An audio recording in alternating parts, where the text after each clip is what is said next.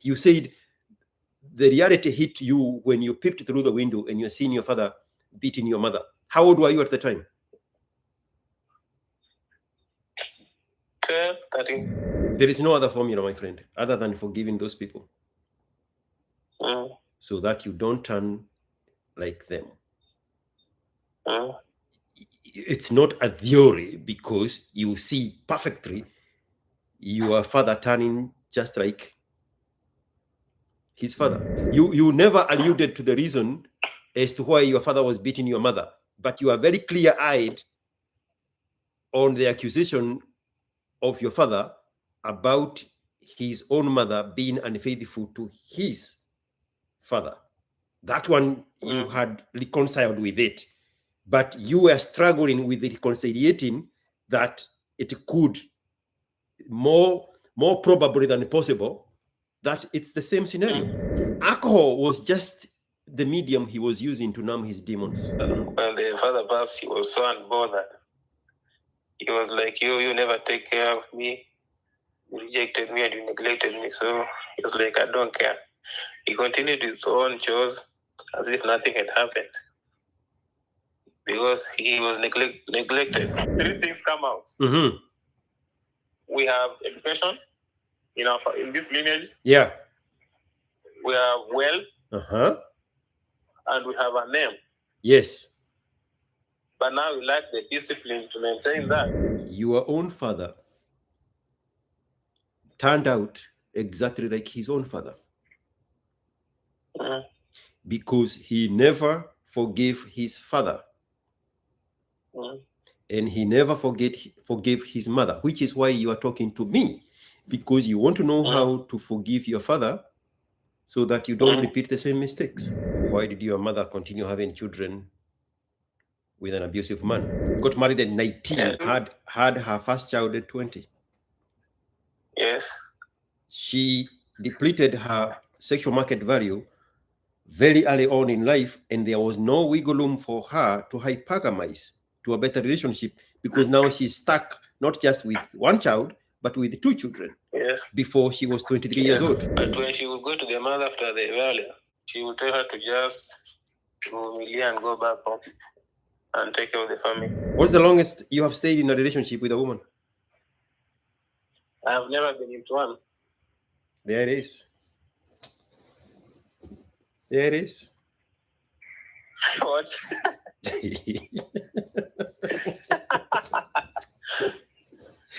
There it is.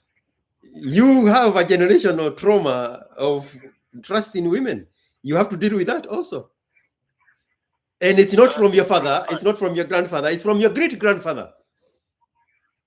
Facts. The more you look, the more you find stuff. Are you familiar with ayahuasca?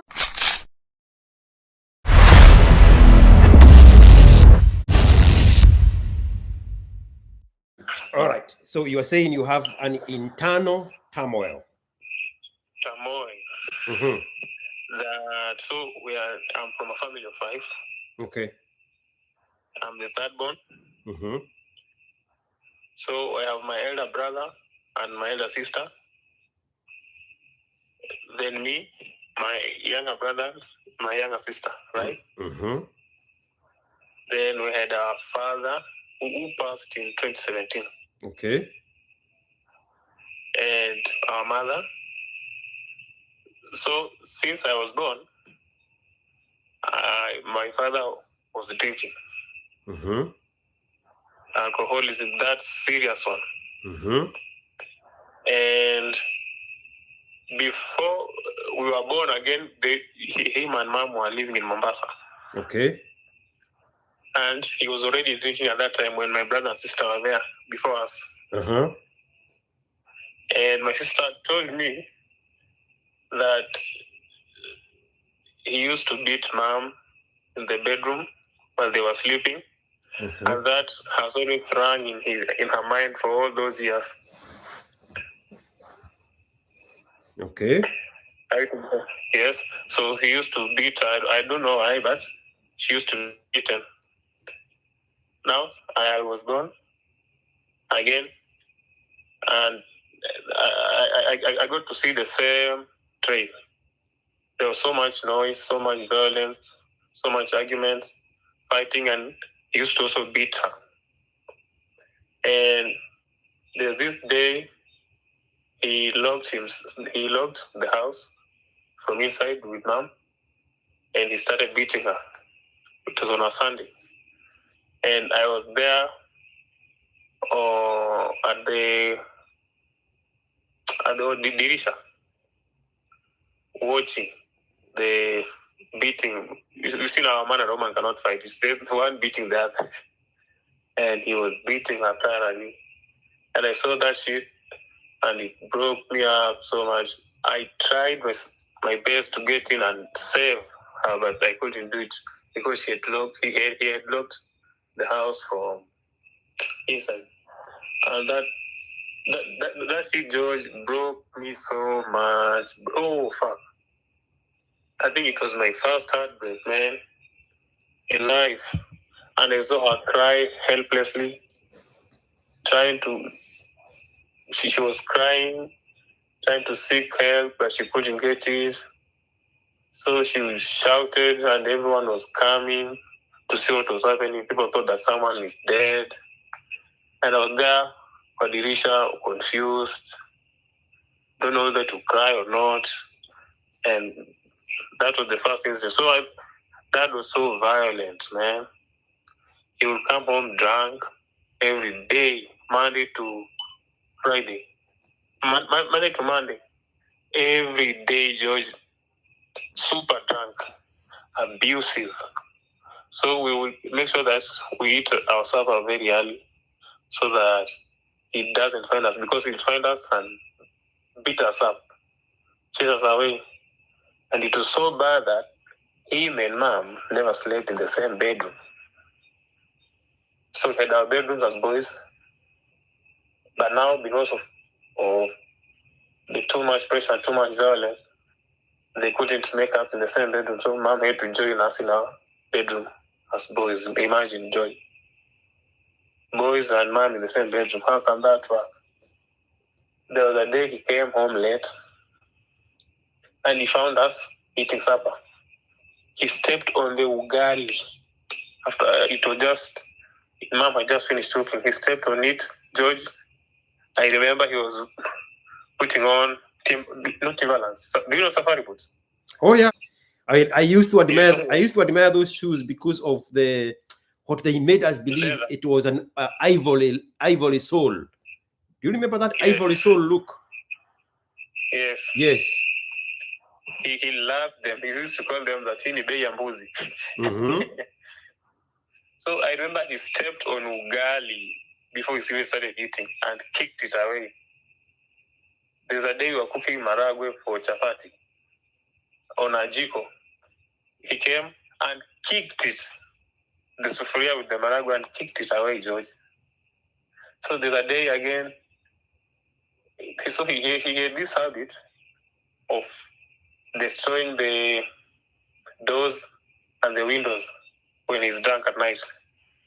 He takes the hammer and he takes off the frame, throws the doors away, the windows away. He started bombarding the house. Again, the next morning, he fixes that himself. So there was so much drama. And even him and the mother, who's now a grandma, they had a bad relationship. So he would come home late, abuse her, tell her the way she is evil, the way she is the reason the family is integrated, the way she's a witch, the way she cheated on Guka, and she's the reason Guka died of pressure. She's the reason Guka decided to marry another woman, and she's the reason he is drunk. He is a drunkard.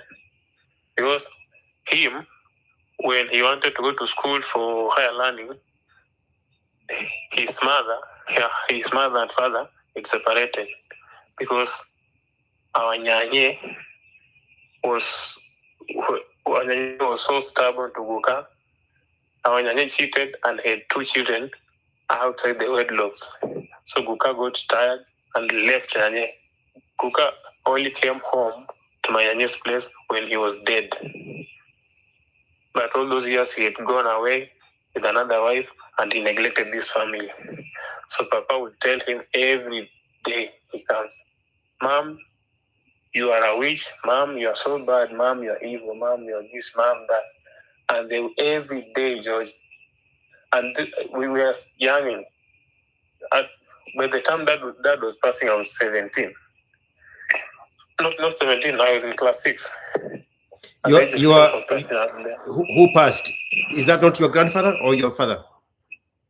My father. Okay. So I'm trying to give you his story again in his context with his family. Mm-hmm. So we went on like that until he passed in 2017, and we zikaed him. And we are now here. So when these things were happening, I was still so young. So I thought they're just events that will just pass and go. But now I'm grown, and I have this heartache in me. I have this turmoil in me that I couldn't put a finger to. I couldn't trace it. So in primary and high school, I couldn't mind so much because I was busy in books, reading books. I was schooling, so I couldn't have time to come and think and meditate about it. But now that I'm in uni, I'm grown, I have much time to be me. I have much time to be myself, think about me, think what I like, what I don't like. So it gets to catch up with me. Sometimes I feel like crying. Sometimes I feel like sleeping. Sometimes I feel like getting high. I don't understand this.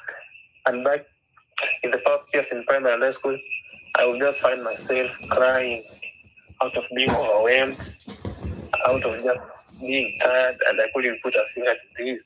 So it is until my sister, last semester, when I was at uni, she just, in a random day, she called me and asked me if I ever have traumas or if I ever go anything, because she goes through the same. And I told her yes, but I've never related it that way, that I have traumas of a family or of a dysfunctional family. So she told me, you're going through that because of your childhood trauma that you went through and in our family setup. So I connected dots. And I was like, yeah, it could be the reason. So I've been listening to how I feel, listening to myself, and I'm quite sure that's the problem.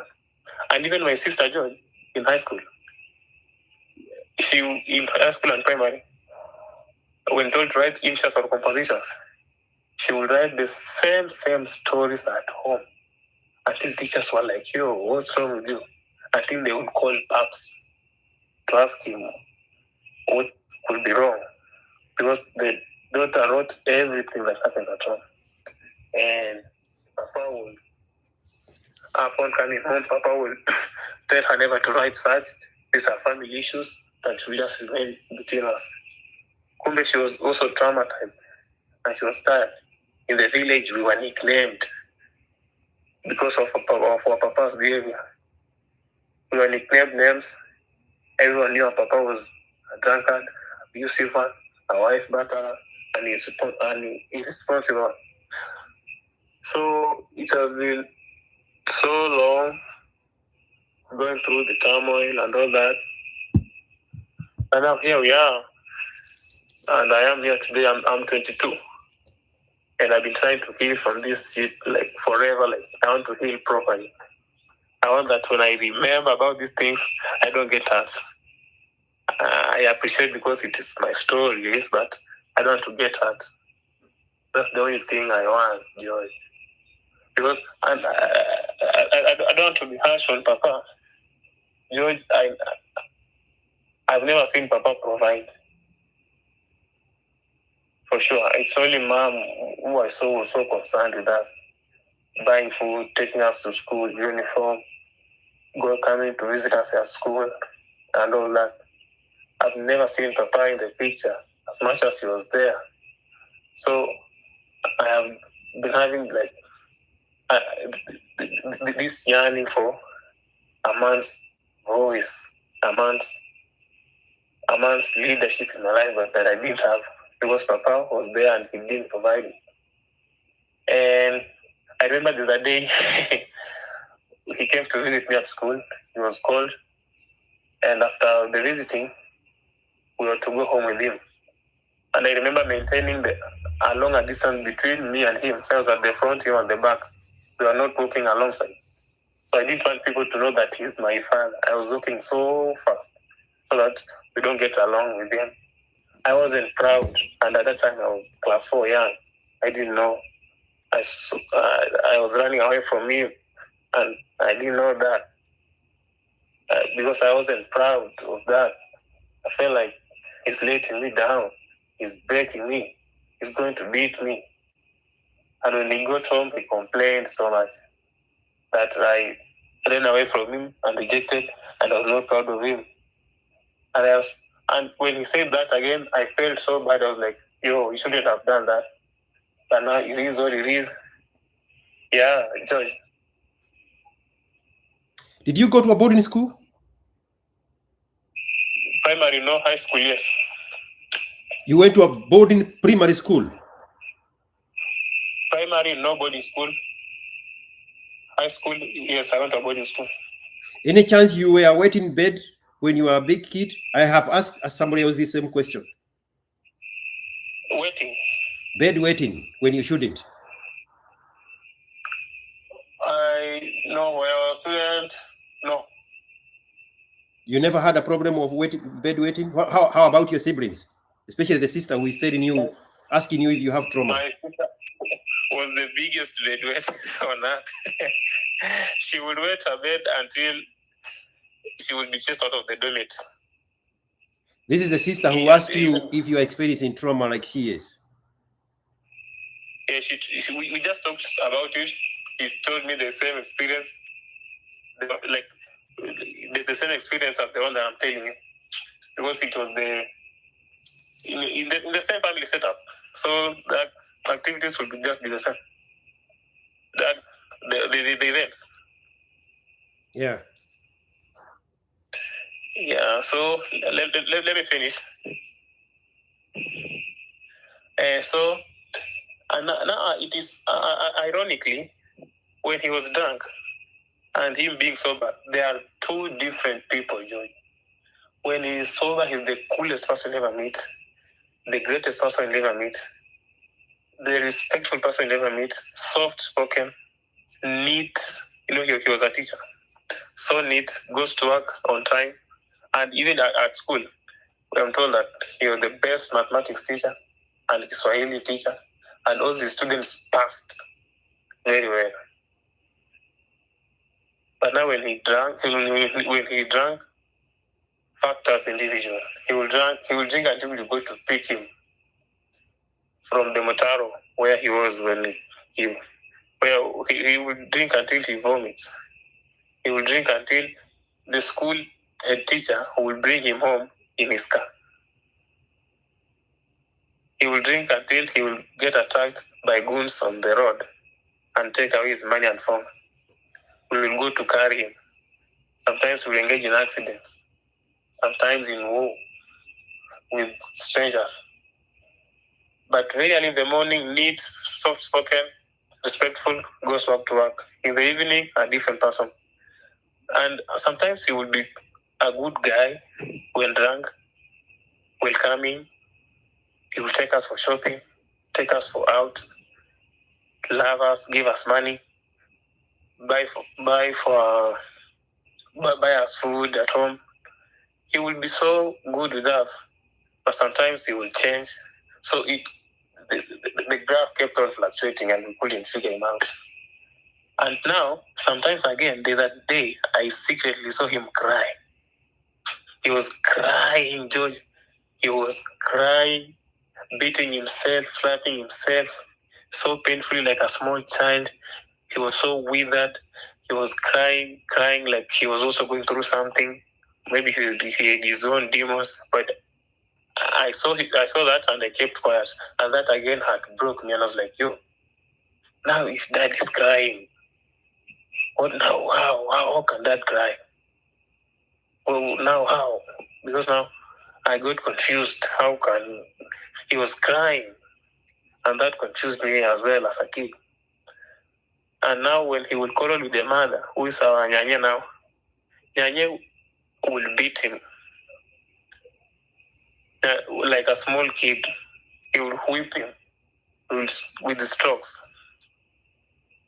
running the compound. Oh, mom, don't beat me. Oh, crying again.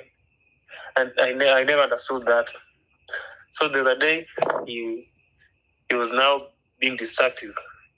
The doors, he was banging the doors, the windows, the basins for washing, blasting them. Then I got so angry. Remember, I was in class 5 now.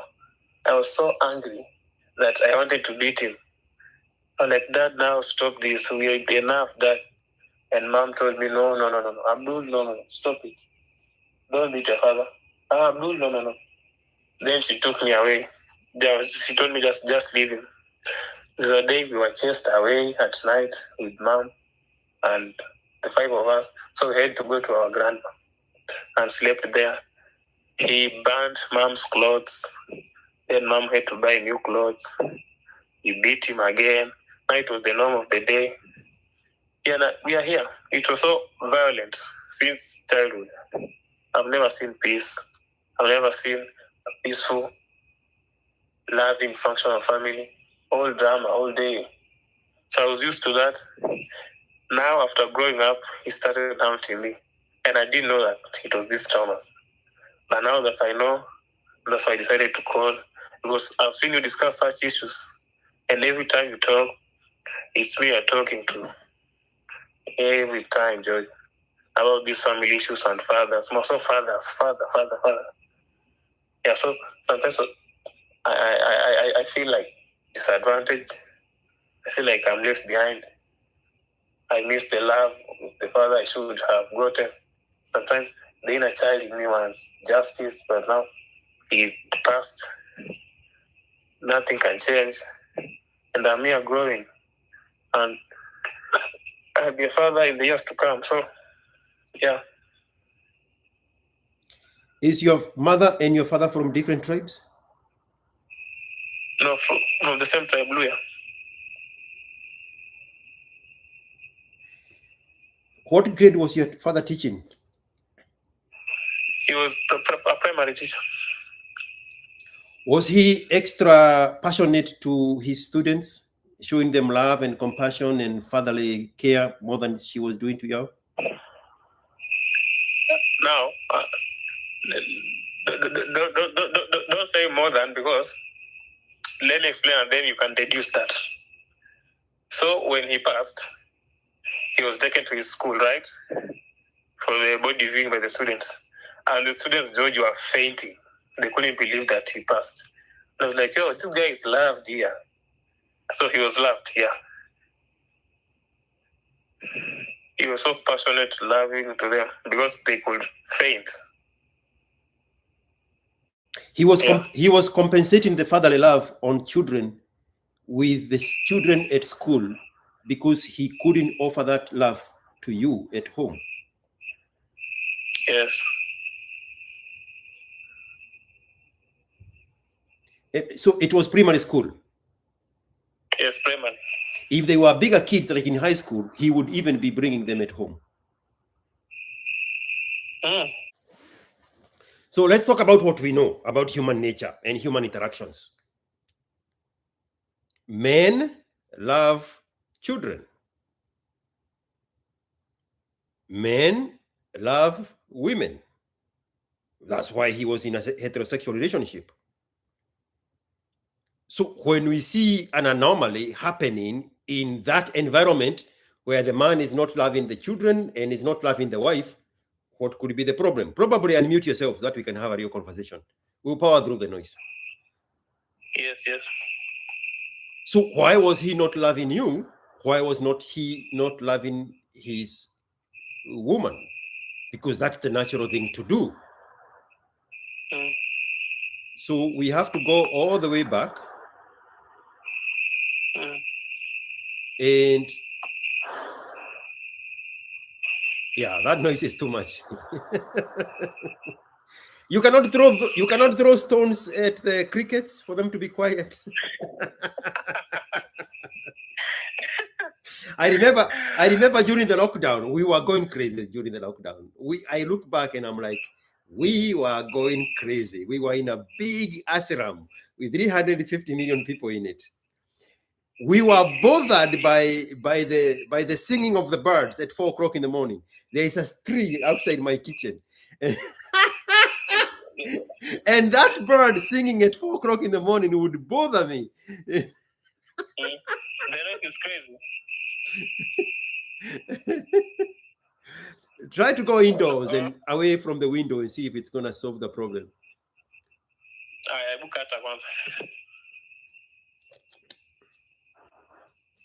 You want me to hang up and come back? Oh, do you need credit? Yes, I need it because the 3 hours are going. Do you want me to send you money for credit? Yes, yes. Text me your real name the way it appears on M-Pesa. I'll send you some money for credit. All right, mister, are you there? Yes, can you hear the crickets? Now the crickets are gone. You threw some stones on them? No, in my bedroom. You see, I was out until 2 years. So, yeah, the crickets are gone. Yes. So let's handle the uncomfortable part. You said your older brother told you that before you were born, you my elder sister. Your elder sister.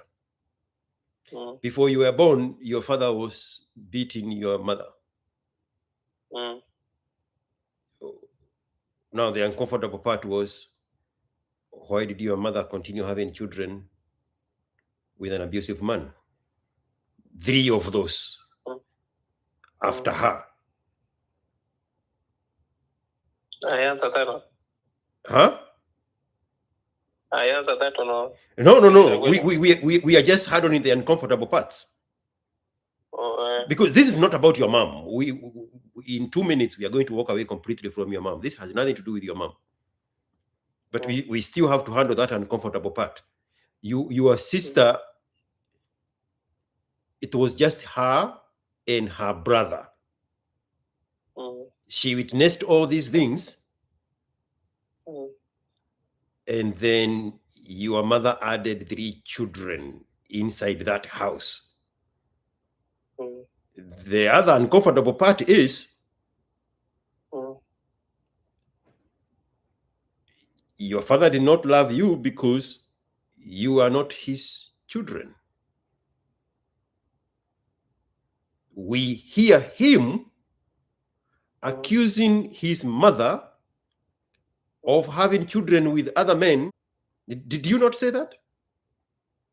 Yeah, his own father, yes. He told his own mother, your grandmother, that he had children with other men and not his father, your grandfather. Okay? So those are the uncomfortable truths on the part of your mom. What is her responsibility? We can justify it by saying that your mother ran out of options. Because women do not change. They just run out of options. She did not have an option to hypergamize to a better relationship because she had depleted her own value with this guy. Because of whatever her socioeconomic status were. Chances are they got married young and she had not gone to school or gotten a career or gotten a skill set, and she was stuck with this teacher. True. Right? Yeah, but when she will go to the mother. Say that again? But when she will go to the mother after the earlier. Whose mother? Mother will tell. Whose mother? Her own or the mother-in-law? Her own. Her own mother. She will tell her to just go and go back home and take care of the family. Do you know how old your mother is? Yes. How old is she? She's 49, 50. How old is your oldest sibling? 30. She got married at 20. Got married at 19. Yeah. Got married 19. 22. Had her first child at 20. Yes. She depleted her sexual market value very early on in life, and there was no wiggle room for her to hypergamize to a better relationship, because now she's stuck not just with one child, but with 2 children. Yes. Before she was 23 years Yes. old. And I don't know anything about her. I'm just going by what you're telling me.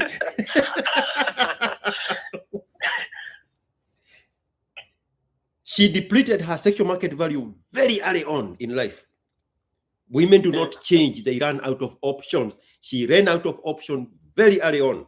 Your eldest sibling is a boy or a girl? Boy. It added the complexity of it, because no other man wants a single woman with a son. If it was a daughter, she would have worked it out. Yes. The reason I asked you if you and if both of them belong to the same tribe is because I was wondering, why didn't she walk away? Because in your culture, women walk away without children, and they leave the children to the man. Why didn't she walk away? See, because of us. She has always said that. We are still on the uncomfortable part. Yes. She did not walk away because she could not leave the children with a guy who is not the father of the children. You do whatever you have to do with that information. Your culture allows her to walk away and leave the children with a man. But some of those children are not that man's children. That's the genesis of the fights.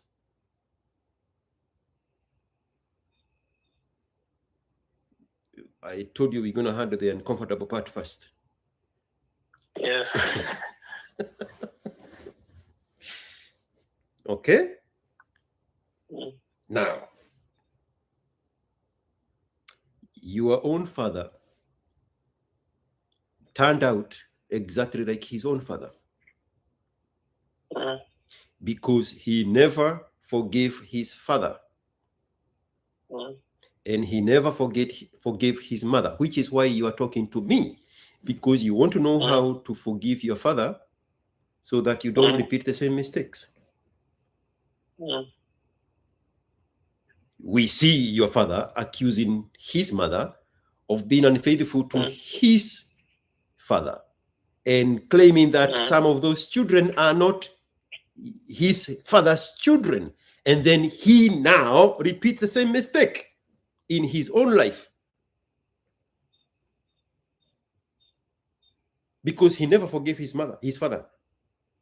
So you are avoiding to say you hated your father because you have listened to these messages for so long to avoid to say that.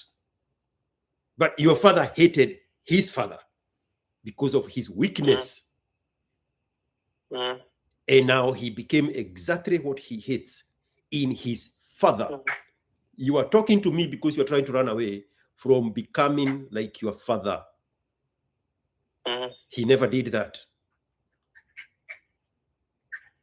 Everything that happened to him as a son, growing up, he replicated it in his own life. A perfect replica of his childhood. He handed you the exact childhood. He hated his father, the weakness of his father. He became his father as an adult. He hated his mother because of what is perceived to be the evil of the mother. She married a replica of his father, of his mother.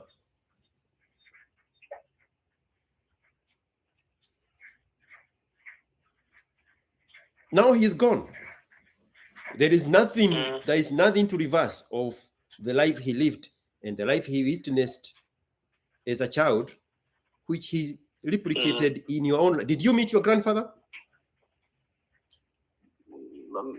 No, not so much. What do you know if he was also a drunkard? He was he was not a drunkard. He was the ones of beer. A little bit of it.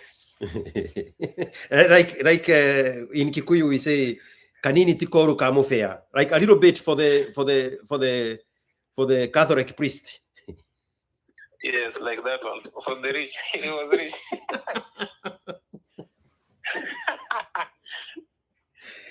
Hey, bro! When you were buying credit, I was like, why did humans choose this planet? This planet is not suitable for humans. It's too complicated.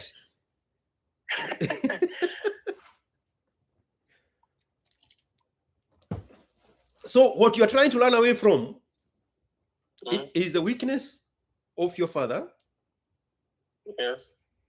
And you're trying to make sure that you do not end up with a woman who is a replica of your mother. There is nothing you can go back to and change anything.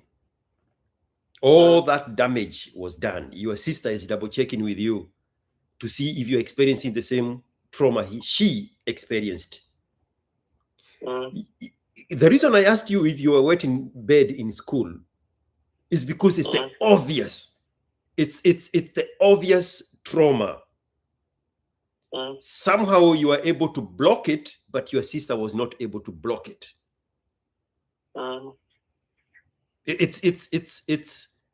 It's very telling that your sister is the one who carried much of that burden, probably because she was exposed to that chaos at home more than you were, and you probably survived by blocking it. You said the reality hit you when you peeped through the window and you're seeing your father beating your mother. How old were you at the time?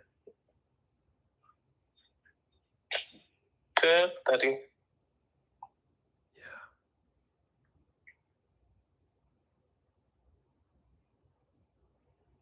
There is no other formula, my friend, other than forgiving those people so that you don't turn like them. It's not a theory because you see perfectly your father turning just like his father. You see him marrying a replica of your mother. As uncomfortable as that shit is. Men love women. Men love children. So when those two things are not happening in a homestead, that is the anomaly. Why is it happening? You never alluded to the reason as to why your father was beating your mother, but you are very clear-eyed on the accusation of your father about his own mother being unfaithful to his father. That one you had reconciled with it, but you were struggling with reconciliating that it could more probably than possible that it's the same scenario. Alcohol was just the medium he was using to numb his demons. Do you drink alcohol? No.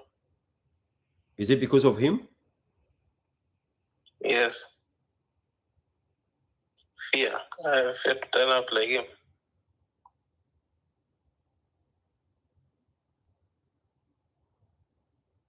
He was struggling with the weakness of his own father and what he perceived to be the evil of his own mother.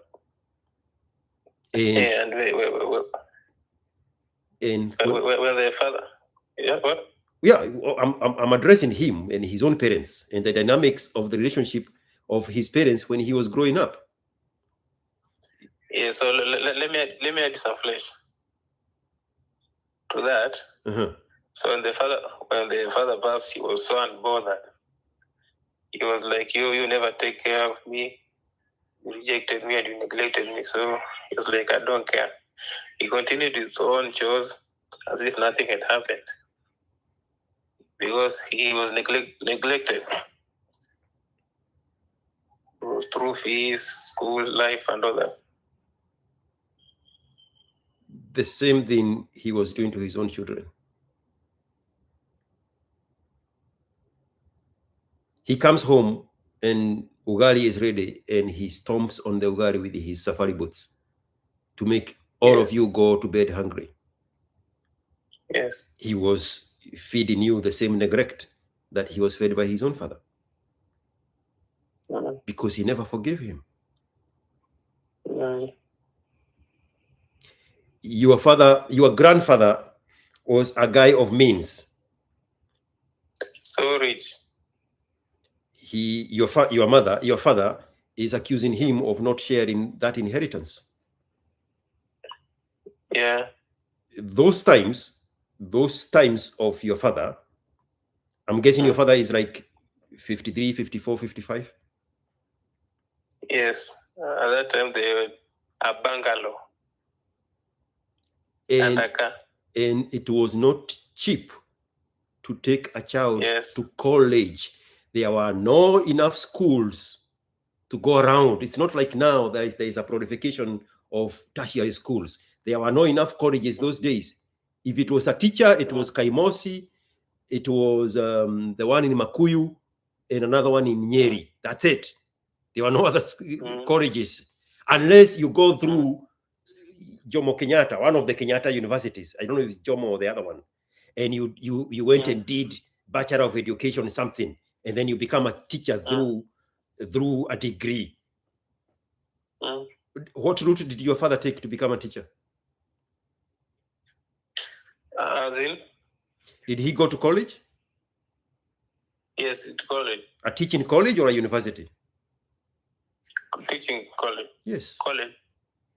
It was not cheap. So to your grandfather, he had given him a pathway to succeed by paying for his college to go to Kaimosi or wherever he went, because it was not cheap those days.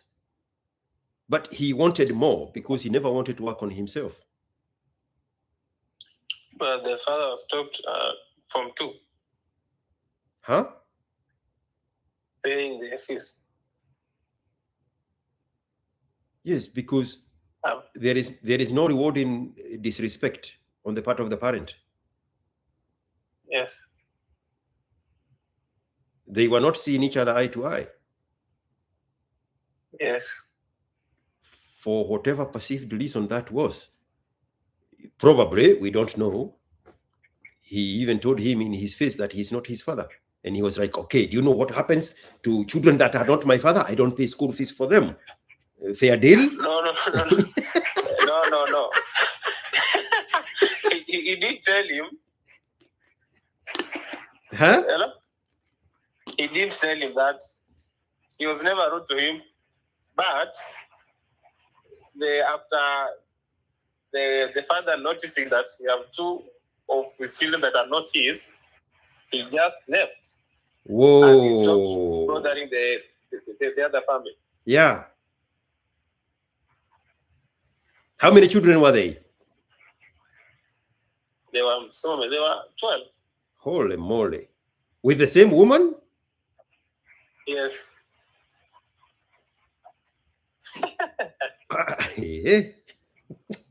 How did he know that in those days that 2 of his children are not his? Was it the years? So there was a time the wife misbehaved. She had beaten the in-laws. The in-law, the father to the Gukan. The mother to Gukan. Who had beaten the Guka? The wife beat the mother to Guka. Your grandmother had beaten her mother-in-law. Yes. Uh-huh. And she was suspended by the community. Uh-huh. And upon suspension, she came back and she was pregnant. Mm-hmm. Yeah, that's how he knew. Wow. Bro, you have a generation of dysfunction that you have to cut yourself from. Yes. So that you can have a better outcome for yourself and your future children if you choose to have those. I hope you do, because children will bring healing. to you by you doing better by them. Yes. There's a lot of stuff, bro, that you have to sieve through and make sure that this is a mistake I cannot do, this is a mistake I cannot do, this is a mistake I cannot do. I need to forgive this one, I need to forgive this one. Now you have to go all the way and start forgiving your great grandmother. Yes, I was discussing with my sister, and we were like, let's go 4 generations backwards to just understand our identity and who we are as people. That's it. On a serious note, yes. Yes. And so I told her to research. So she has not yet. Me, I've been researching from my side, and 3 things come out. Mm-hmm. We have education, in this lineage. Yeah. We have wealth. And we have a name. Yes. But now we lack the discipline to maintain that. Because for my great-great-grandpa, he was the first man to have a car from this area. Yeah. He was the first man to have a house built of cement in the 50s. My grandpa, a house built of cement in the 50s. Yep. People from these constituents came here to see cement for the first time. He was working at Kenya Railways as a manager. Yeah. So brilliant. Trained by the British. Yes, trained by the British. Brilliant old man, focused. He never talked too much. But now, the wife fucked him up. Wow. How old are you? 22. What's the longest you have stayed in a relationship with a woman? I've never been into one. There it is. There it is. What?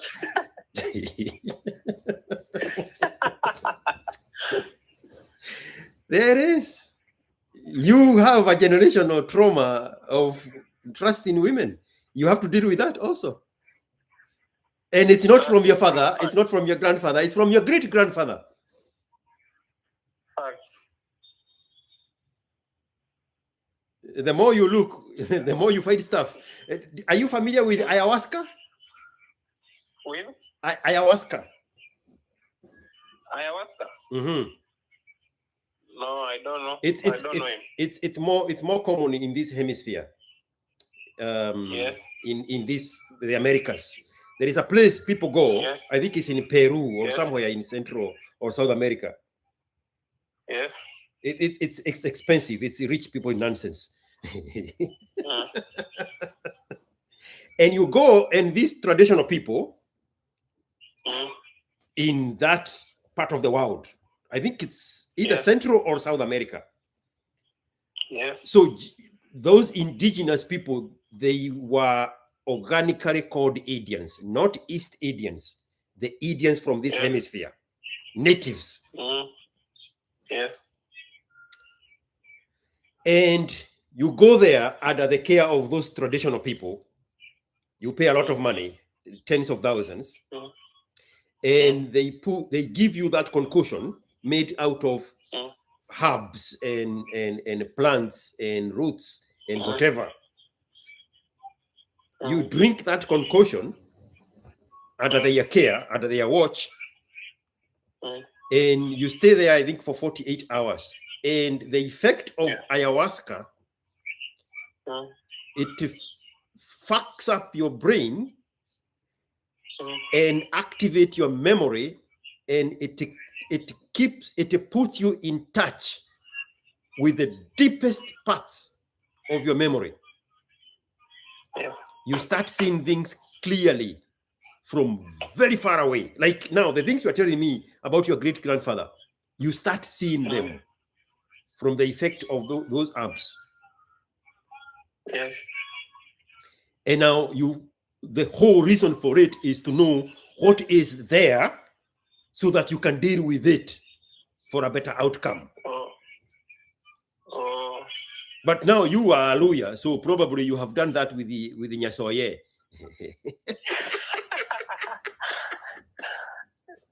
but we had an old man who knew that he passed. I was supposed to seek him. The son to my great-great-grandpa. Say that again from the beginning. So he had an old man. The son to my great-great-grandpa, 3 generations. Who was the last born. He knew all that, but now he passed last year. He was the ayahuasca guy of the Luyas. Yes, he knew so much. It's you know, I was talking to somebody else who had done something differently on in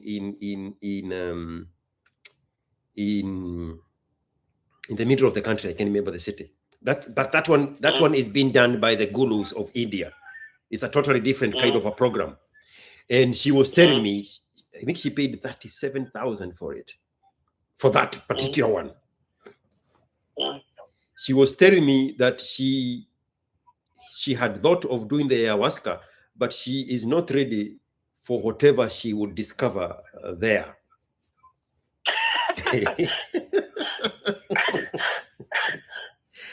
Now here we are with you. You have discovered stuff about your father, his father, and his father's father.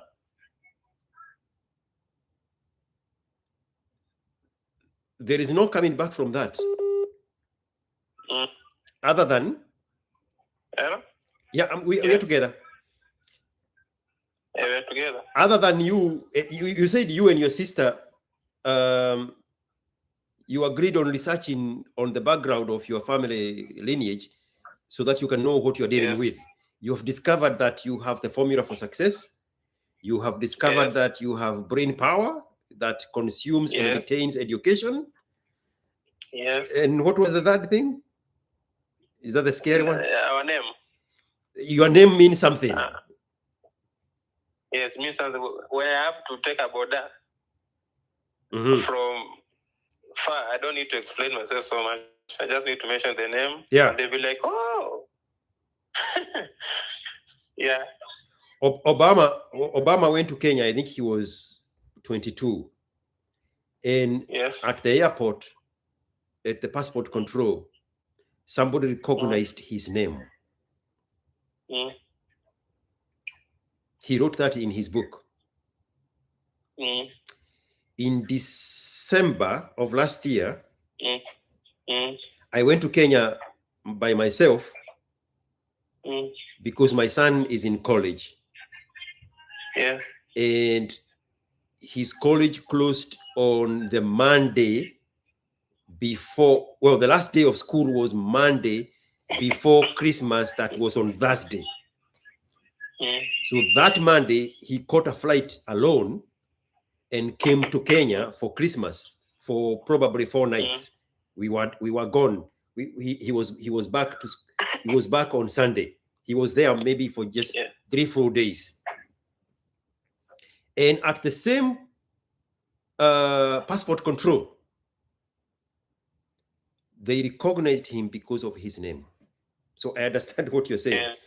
I understand what you're saying. Yes. That your family carries a name. Yes. He was coming through, entering the country by himself without me. And they look at his passport, they look at him again, and they say, you are the Nganga. And he likes telling people, even here, that he is the original George Watson. I am a replica. I know him. The one you posted today. Yes, that is 1 day old. That is 1 day old baby. Oh, it's the one in my picture or in my song, Raising Up Boys, right? Raising Up Boys. I even liked the status because it concerned me so much. That is 1 day old baby. Today he is 19 years old. He looks Asian. He looks the way he wants to look like. Adapted champion of mine. But we have more in him as much as he looks Asian. Yes. Genetic combinations. Bro, you should see a photo of my father's father. You put him and the photo of my grandfather, the nose is the same, the ears are the same, the smile on the lower side of the jaw are the same. We never met our grandfather. My father's father died when my father was probably 12 years old, but we have pictures. Oh. Don't believe the nonsense the victimhood of the colonized tell you that they were oppressed. We have pictures from 1930s of my grandfather who died before my father was a teenager. One of his sons, the oldest one from the oldest wife, went to college to be a teacher, educated by the Mzungu. That's not the story. Yes. Yes, so there is the brain power. There is the formula to succeed in your fingertips. And then you have a family name that means something. The rest were just interactions. The rest, pay attention. The rest were just the results of interactions between the men and the women in your lineage. Those outcomes were not favorable for you. Facts. Those are the things. Go ahead. Even my uncles, all drunkards. They're all drunkards. No wife, no taking responsibility. Mama's boys, weakness, crying every day, victimhood. Oh, Papa this, Papa that. Papa will do this for us, Papa that. So there's nothing. I wish them away every day. I was on Kingori show for the second time, and I saw it. I brought up that issue of Papa. No, about entitlement. Yes, the entitlement. And I said an entitled child is worse off. Is dangerous. Is worse off than a poor kid. You would rather deal with a poor kid than deal with an entitled child. And I was telling Kingori, it's a very tricky balance when you have resources to know how to balance it off with the children. The children should not know whether you are rich or you are poor. You should teach them the value of money. And when you have the resources, the temptation is to spoil the children. Bad idea. You can spoil the girls, not the boys. If you get it wrong, you end up with kinaniris like your uncles, drunkards. Oh, until now they do cry about their dad and they sold everything he made because they can't manage. It's a very tricky balance. Last year. Yes. And your grandfather made money the organic way. Imagine your grandfather getting rich in 40s and 50s. What that took. And 50s. So bad. What it took for somebody like that to activate his God-given potential to succeed in the environment that they lived in what the victims want us to believe that they were colonized.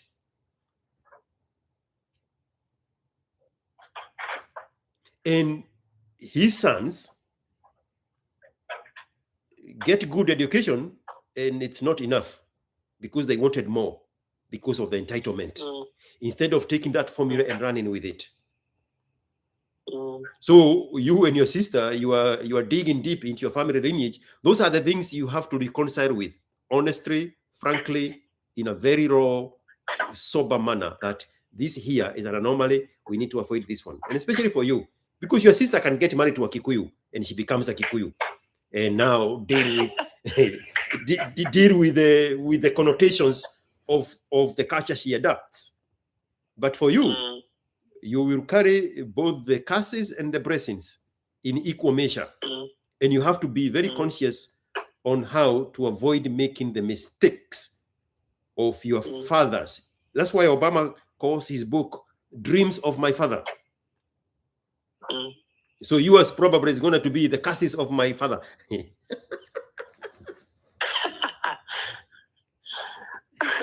And then you capitalize on what cannot be changed, what cannot be bought, which is the formula to succeed, the formula of the brain power, and the good name that your people created for you before your father was born.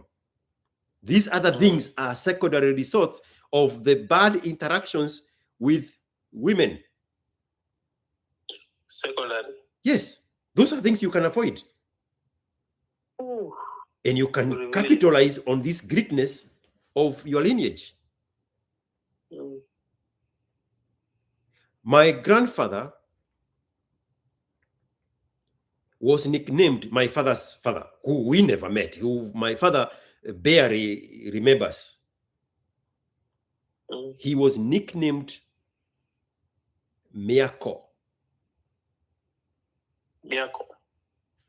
In Kikuyu, it's construction. He was the mzee wa Miako because he was very good at working with his hands.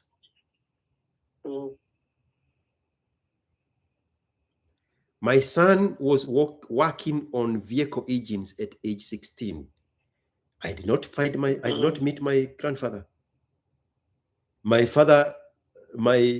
grandfather died when my father was 12. But that blessing of knowing how to work with hands, my own son, 4 generations later, inherited it. My son now is 19, working on airplane engines.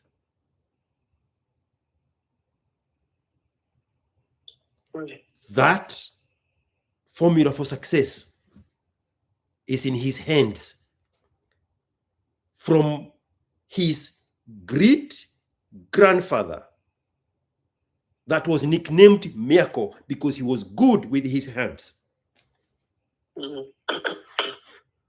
Take that and run with it.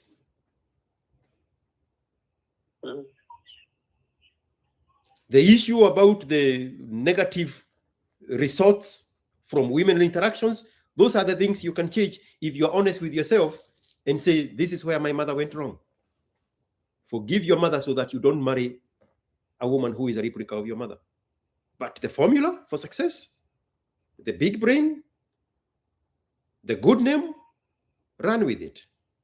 Obama Senior was in the group of the African airlift that was started by Tom Boyer. He was a beneficiary of that airlift together with Wangari Maathai. The brain power aspect of it. You see that brain power, follow Obama. You see that big name, follow Obama. One of the 45 people in the 250-year history of America to occupy the White House for 8 solid years. That name means something. That formula is undeniable, is ingrained in the DNA of your own composition. Amplify that. Follow that great name where it takes you. Follow that brain power where it takes you. Follow that formula of your great grandfather. The way my son, who has my son never met my father. Let's start there. My son never saw my father. But he is inheriting my father's talent in his own life. If we estimate that my grandfather died in 1940, when my father was 12. From 1940 to today is 86 years old. And that ingenious in my grandfather is showing up in my own son. 86 years later. You understand what I'm saying? Yes. Amplify that, bro. So I should run with the positives. And the negatives. The negatives, you can solve them by just choosing better women. Oh. I've never had one. You are avoiding women because you associate the failures of your father and the failures of your grandfather on women. Rightfully so. But I think my grandma, she's the source of the traumas. No, the problem is the men who chose the women. Oh. Women are women. Mm-hmm. A woman is going to do what a woman does. Mm-hmm. You have to see where your father and his father made a mistake so that you don't make the same mistake, so that you don't end up with the same woman. Mm-hmm. It's more about your choices other than the nature of the woman. The nature of the woman is never going to be changed. Ever. A woman is all, and this is a very inconvenient truth. A woman is always going to do what a woman does.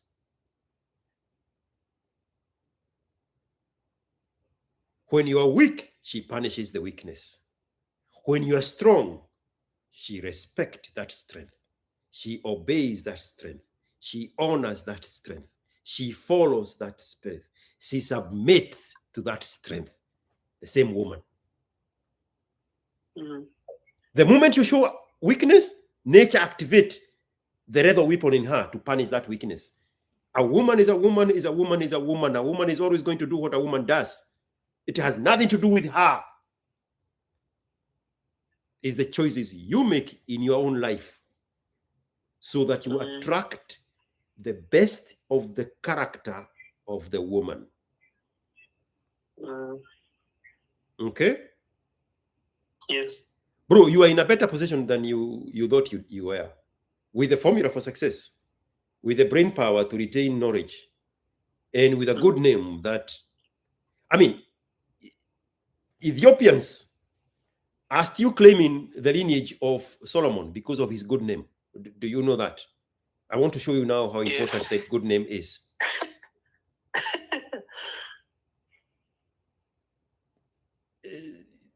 Queen of Sheba traveled to Israel, and King David tricked her to sleep with her. He put a mirror on the hallway. And when Queen of Sheba stepped on the hallway and unbeknown to her, stepped on the mirror, the reflection of her nakedness showed up, and now Solomon saw the nakedness of Queen of Sheba. And by doing that, ignited sexual arousal on not just him, but also on the woman. Slept with that woman, got pregnant, and she went back 1,600 miles back to Ethiopia. But she carried the seed of greatness, of a lineage of leaders, people with a good name. She carried the ingenious of the big brain of King Solomon. And he carried the blessings of the formula of success that is in the lineage of King Solomon. To date, Ethiopians are still following that great name. They are still following that greatness of leadership from Solomon. Somebody is so conflicted about how I gave that story. They are like, okay, let me Google. Is it true that that Queen Sheba was tricked with a mirror to reflect her nakedness by King Solomon? You will roll with that story the way I have given it.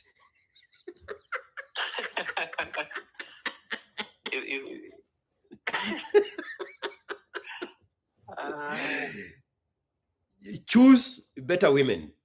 You are set for life with the things that matter. The formula for success in life, you already have it. The big brain that consumes knowledge and information, you already have it. You carry a big name. Just make better choices with women than your father made. Make better choices with women than your grandfather did. And how do you do that? You want to ask me and you haven't? By staying in your frame, by staying in your masculinity, by winning, by succeeding, by discovering yourself, by self-actualization, by building yourself to be a high-value man, so that you not only attract the right woman, but so that that woman you attract is going to be so scared of losing you and your value that she's going to respect you, she's going to honor you, she's going to submit to you, she's going to follow you, and she's going to submit to you. That's it. A woman is a woman, is a woman, is a woman. You influence how she behaves around you. But you are set for success on your own. So when you showed up, you thought things were so elephant. There is no elephant, bro. you got this.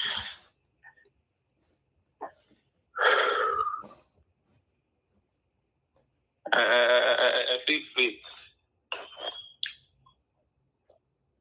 Speak life to your existence. Speak life to your present. Speak life to your future. Speak prosperity. Speak greatness. Speak success. Then those things will follow you because they were predestined to follow you. There are people who have generational curses. You have generational blessings. Pursue that.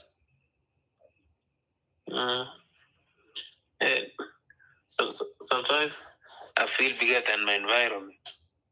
There's nothing to inspire me over here. I sometimes feel like flying away and just going and starting a new life.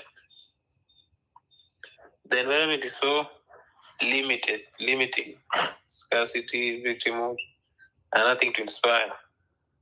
But you're also 22. You have 77 years ahead of you. You are also 22. Pave your own organic path of life. Stop comparing your life with other people's lives. The reason you just said what you just said is because you compare with yourself with somebody else. But those people don't compare themselves with you. So why are you falling for the trap of comparing yourself with them? Create your own greatness. Pave your own pathway of success. If you want the things around you to change, change the things around you. If you don't like the things you are looking at, change the things you are looking at. If there's nothing in your environment to inspire you, get into a different environment. How far along are you with college? Meru. No. How far along are you? Unamaliza lini? 2027, 2028. Why are you late?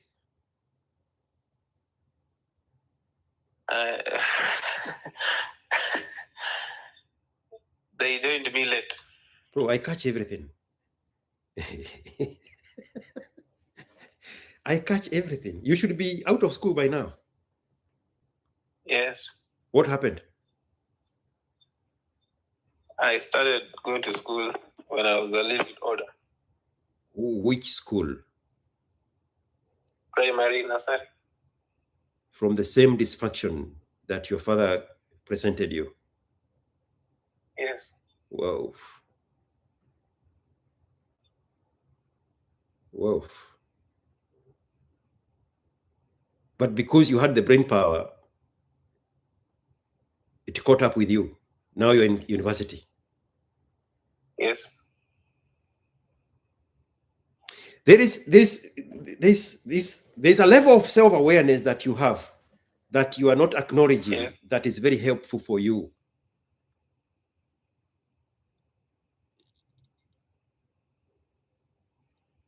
You have not entangled yourself with women for a reason, but you have suppressed it and normalized it. It's not normal. It's a very, very, very good trait of a journey to your own self-actualization. That self-awareness is very important. You have listened to me for a while. You remember the guy who got infected AIDS by a fellow university student? And the girl was pregnant. No, the other one. Mm. The one who invaded his space when they were in college, and then one time she went home but left her paperwork so that he can discover that she goes to a HIV clinic, and also a death certificate of her mother so that he can discover that she was born with AIDS, and that AIDS is the one that killed her mother. You don't remember that story? Mother. I didn't see that one. I saw the guy who was negative, but the girlfriend was supposed to be pregnant, and it was done by yeah. That's a different guy. That one has a business. That one runs a supermarket, a small supermarket someplace. These ones were students. I'm bringing that up because that guy did not have sexual discipline, which you have, but not because of your own self-discipline, is because of the traumas of the men in your life.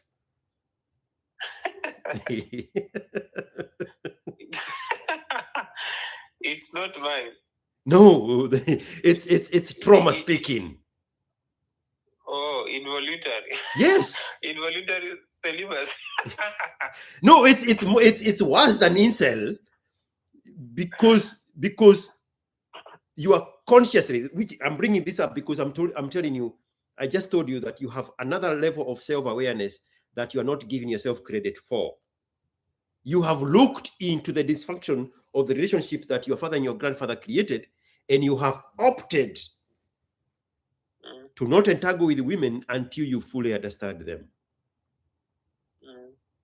That's true. I've been like the nature of a woman. I have an A in that one, but not yet graduating. I'm still learning from you guys. But I do read a lot and watch a lot about the nature. Now the difference between me and you is that we learned it through trial and error. You are staying away from the error. You are staying away from the trial. You are reading with other people's books. Unasoma na kitabu ya wenyewe. Which is a very good thing. So that level of self-awareness you have at 22, bro, you are in the same level with Trevor Noah, on a different category, but that level of self-awareness is crazy. We normally don't have that as men. Men, we are just floating around aimlessly. We don't mature until we are 32. That level is golden. And for you, it's informed by the traumas that were presented to you, by the dynamics of the relationship, of the environment that your father created, and the failures of your own grandfather. So just be the best version of yourself, not of your father. That is the temptation. Facts. And the reason I'm telling you that is because you cannot make your father proud. because he never made his father proud. Mm. So you don't have that option. Mm. Only your son in the future is going to make you proud because he's going to see pride in you. He's going to see greatness in you because you have amplified the greatness you inherited from your lineage of the brain power, of the success in your fingertips, and the good name.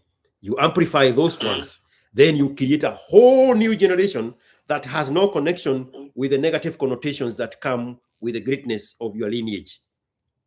You don't have the option to make your father proud because he never made his father proud.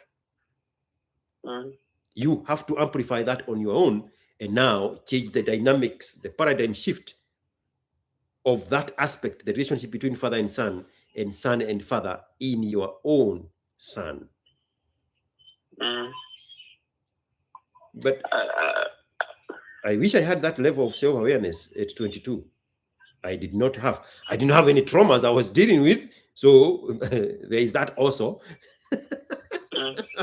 You're doing profoundly well in a well family setup. Because I grew up being proud at my father. Every time you hear me talking about the path my father took. I heard that on the Yes. He afforded you guys. So it's very natural for my son to be proud of me and be proud of himself because of the environment I've created, because of what I was presented with by my own father. And this is a father who was working on a clean slate.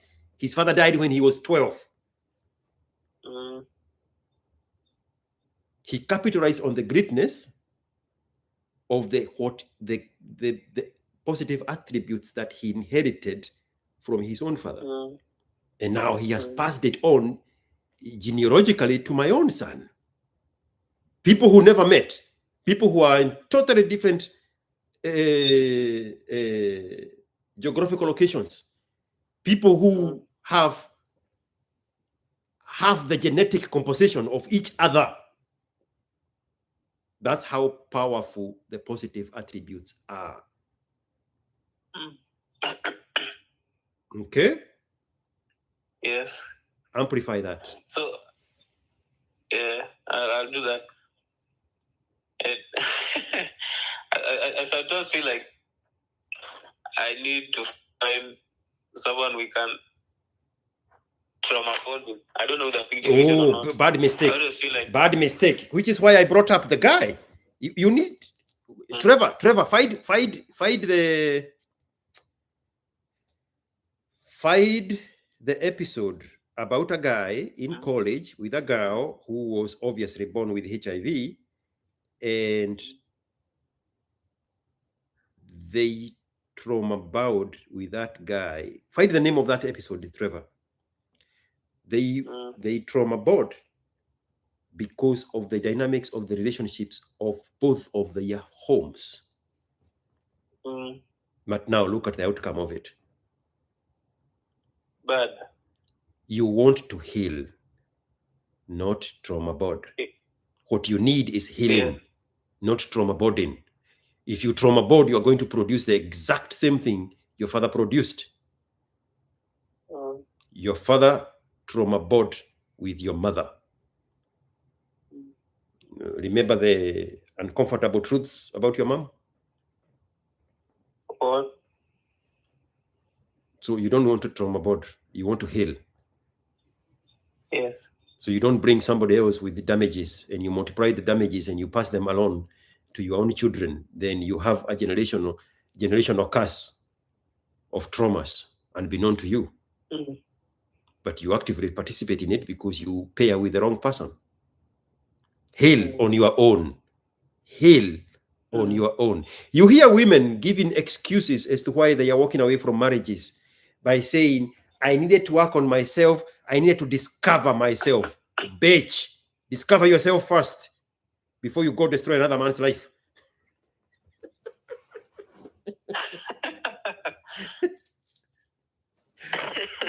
So there's nothing like trauma bonding. No, don't get tempted to that. No. It's a very sweet victimhood is a very sweet position. I mean, Kenya is now a big prison of victimhood. It's very bad. Episode 48. Thank you, Trevor. Episode 48. Go listen to that episode. I'll search it.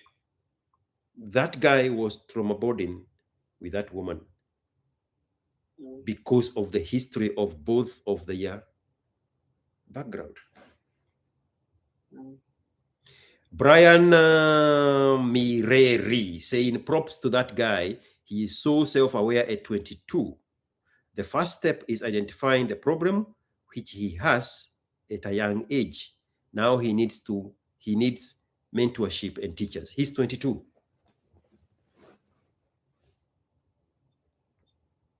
Don't rely so heavily on mentorship.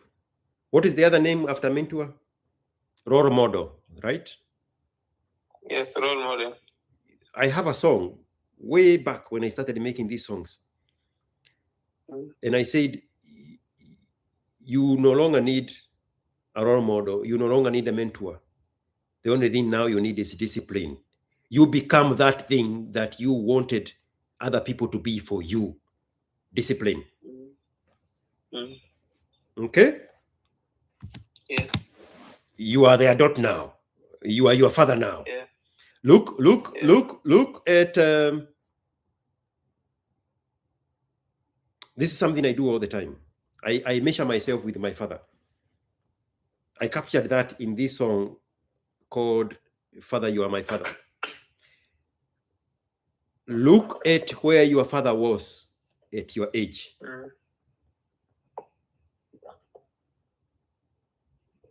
Try to beat that. That generation was starting family at a very early age. Oh, it was due to misinformation. No, due to the nature, the demands of the society. These are people. These are the first generation after independence. So their fathers understood the assignment. If you listen to the patriotic independence songs, there is a song in Swahili that says sisi wa Kenya milioni 17 in 1963. 17 million. We are now at 55. That generation knew that the first assignment was to have children so that they can create enough workforce to run this brand new country that they have just been left with. The Muzungu did his part by educating the generation of boomers in colleges and technical schools and giving them the skill set and training so that they can run their country. That's why they were veterinary officers, they were agricultural officers, they were surveyors, they were clerical officers in offices, they were teachers, they were clinical officers. That whole generation was created deliberately by the white guy so that now that generation of boomers can run the country. That generation, their first assignment was to have as many children as possible so that now they can create their own organic workforce. That's why that generation have minimum of 7 children. You said your grandfather had 12 of those. My father had 9. My mom's sister, who is older than my mom, had 15. Then you go look at the progression, how far away we are moving away from 1963, and the children start getting smaller. And then you reach at a point where there is so many of them and there are not enough institutions because the black guy could not manage the institution that he was left with by the white guy. All the way to my generation. There was only Egerton University College, there was Jomo Kenyatta, there was JKU CAT, and Nairobi University. That's it. So now there is too many of us and not enough institutions. And now our children, we have an influx of institutions because we overcorrected the problem that we were faced with.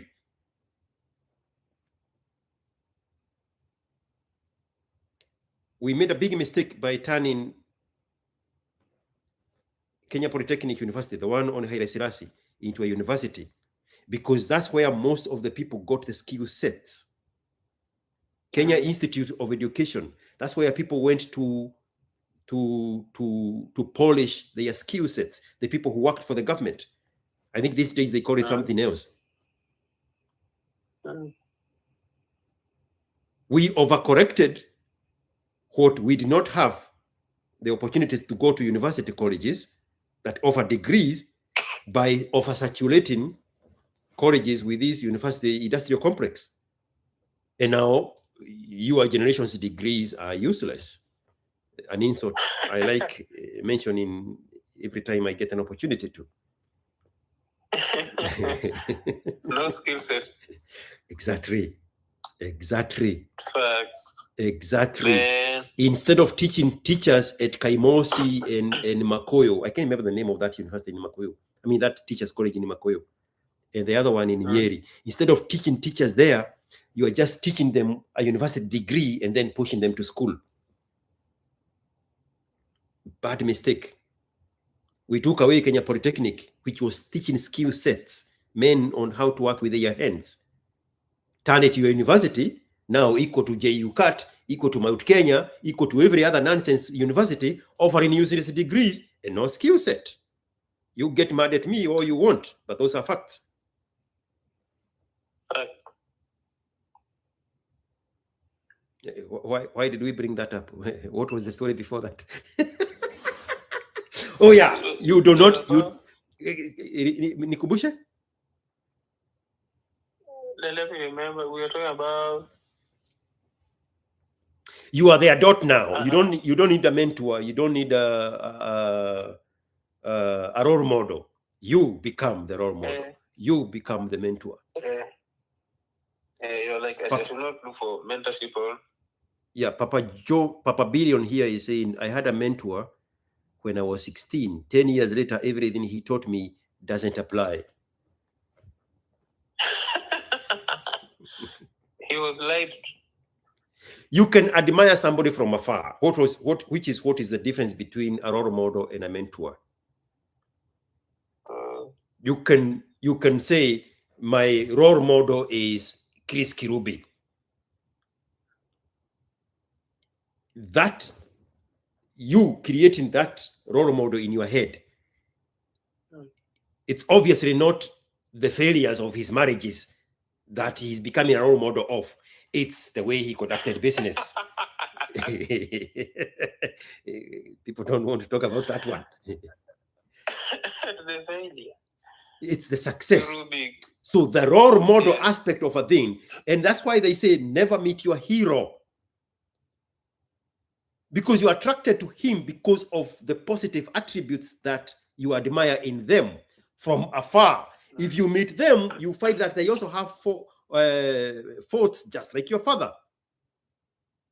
Then you start seeing them differently. So just have somebody you admire from afar and ape that which you admire about them. You go looking closely, you find that they failed in marriages and they beat their wives. Then you get conflicted. You are 22, you get disoriented. That is my point. Okay. But now I know. I have two clear paths: the positive ones and the negative ones. The negative ones are the secondary ones that I should avoid. And sorry. Repeat your question. I was reading something here by Brian. Rudia Tena? It was not a question. Mm-hmm. I will say that I now have two distinct parts. Three. The positive ones. Three. Yeah, the brain power, the good name, and the formula in your fingertips to success. Yeah, that's one part, one pack, and under one umbrella that I should amplify. Yes. The reason I am diminishing the second part, it's because it's environmental, it's circumstantial. If you change your environment, those things change. You started off by saying that you are 22 and you feel like you are not motivated by the environment you are in. So you can solve that problem by exposing yourself to different circumstances. These are the things here, the good parts. They are ingrained in your DNA. Your great-grandchildren will inherit them the way you inherited from your great-grandfather. I'm also like, I'm so tall like him, was so tall and calm.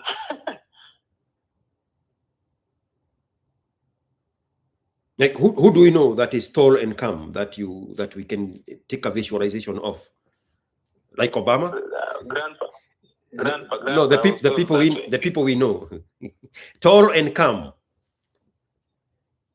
Tall and calm. The people you know. Obama. We have Obama. We have what is his name? I know he's not tall. Who? But he's more of a role model. Warren Buffett. You see, I tricked you to tell me who your role models are. That's what I was doing.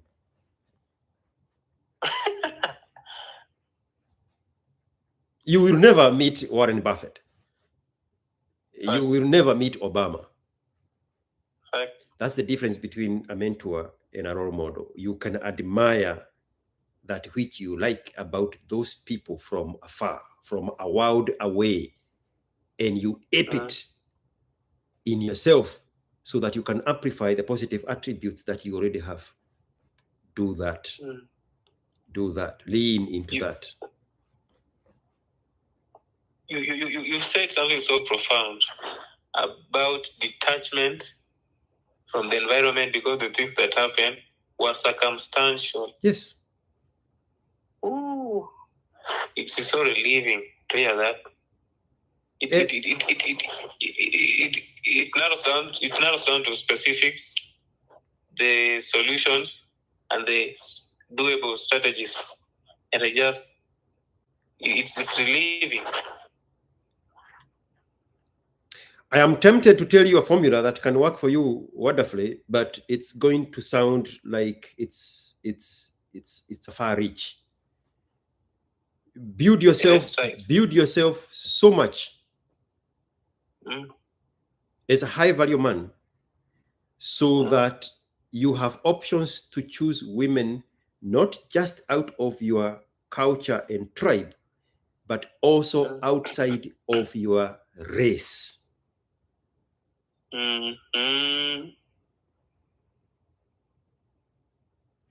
You right now you don't know where your life is going to take you, but I am fascinated by the outcomes of eugenics. It's a very touchy subject. That's why I am double guessing myself if I should speak about it. I'm fascinated by the results of both active and passive eugenics, the results of it.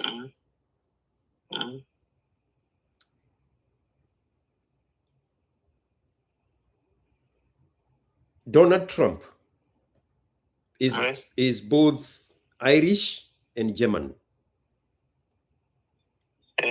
He benefits from that mashup of the cultures. Okay? Yes. He is conscious enough to know that he also has to play his own part to supercharge the good genes he was dealt for his own children to continue that genealogy of greatness.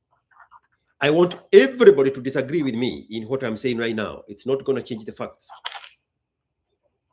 So when he needed children, he went and looked at women from societies that practiced eugenics, from societies that are from a lineage of having supercharged their gene pool by selective reproduction. That's why he went to Eastern European countries for 3 of the 4 wives. Mm. And the result of that are super gene children of his own. He came from a mashup of German and Irish, where he made a mistake and married a regular white woman. That daughter is just a regular daughter. I think her name is Stephanie. It explains why I was saying your son looks Asian. You did that intentionally, right?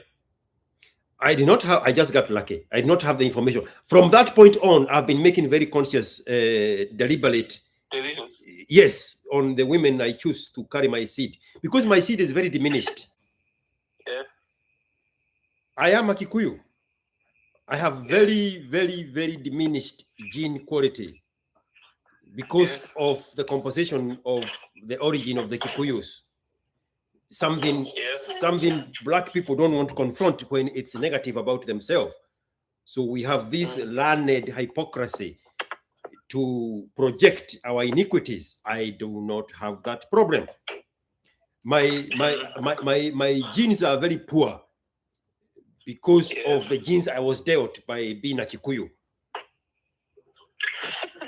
Okay, let me explain it.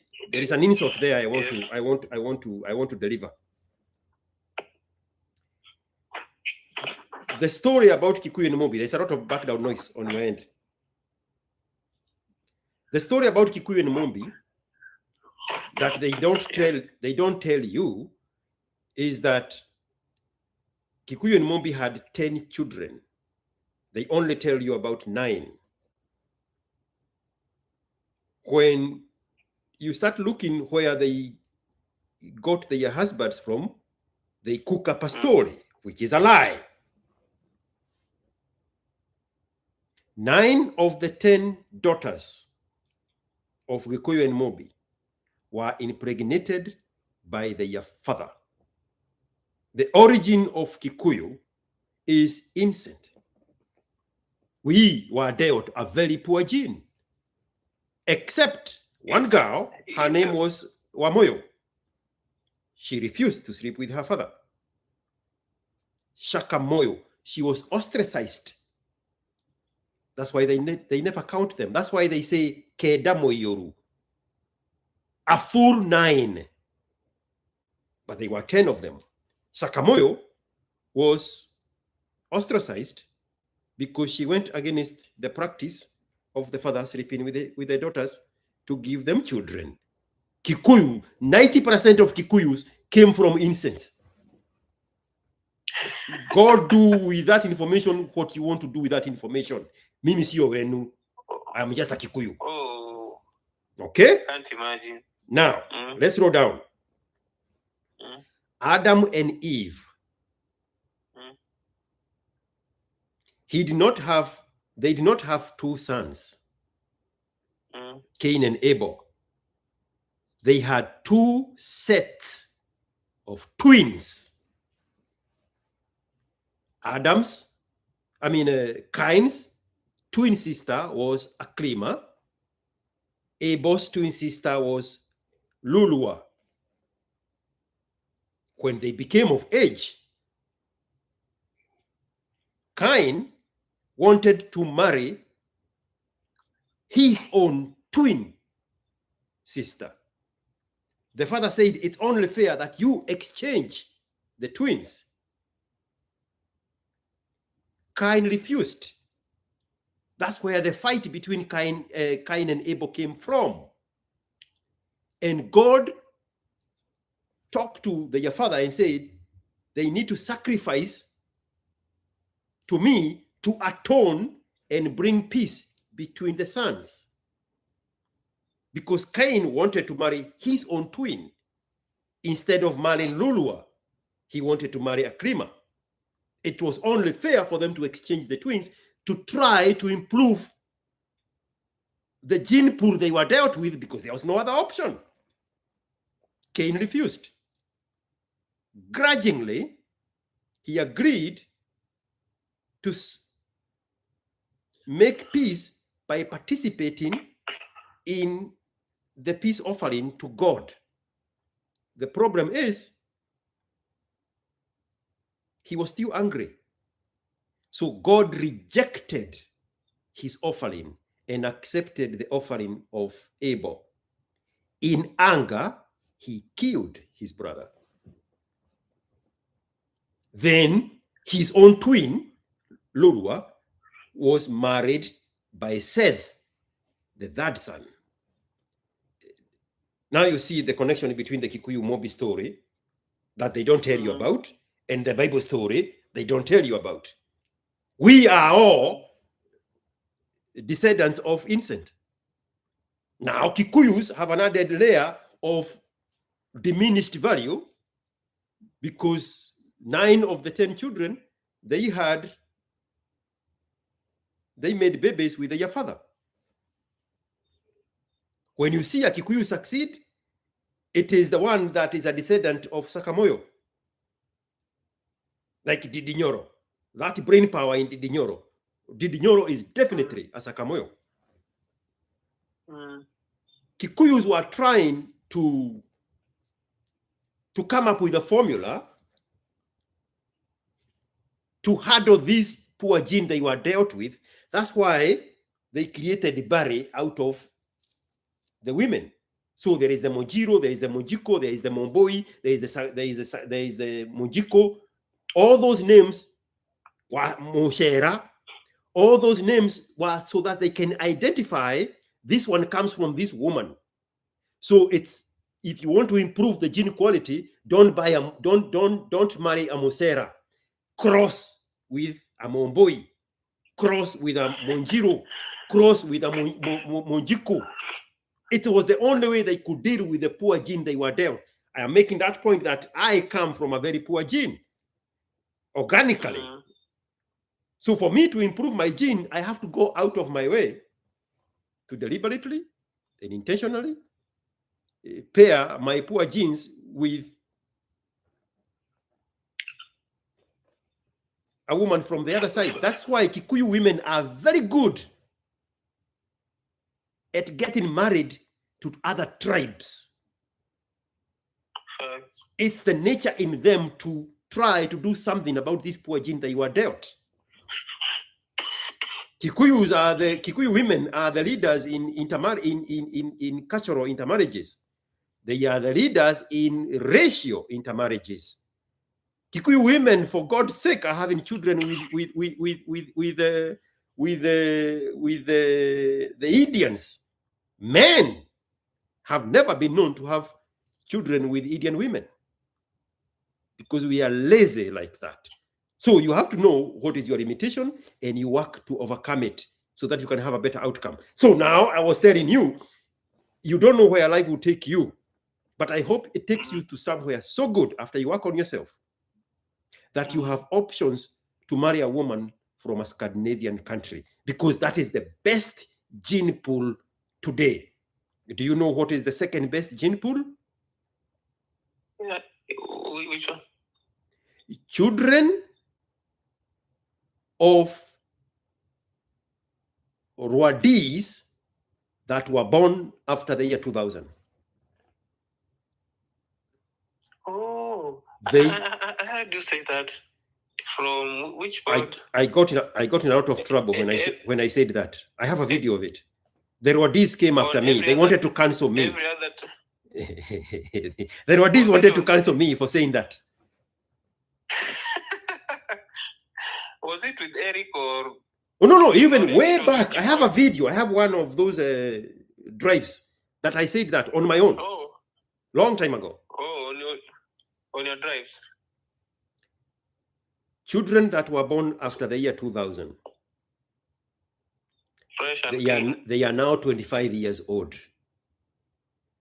Yes. Their children are going to be super genes of Africa. If you are Dwanzi, you don't know something called genocide that happened in 1994. In that video, I explained that we can give a generational gap of 6 years between 1994 to the year 2000.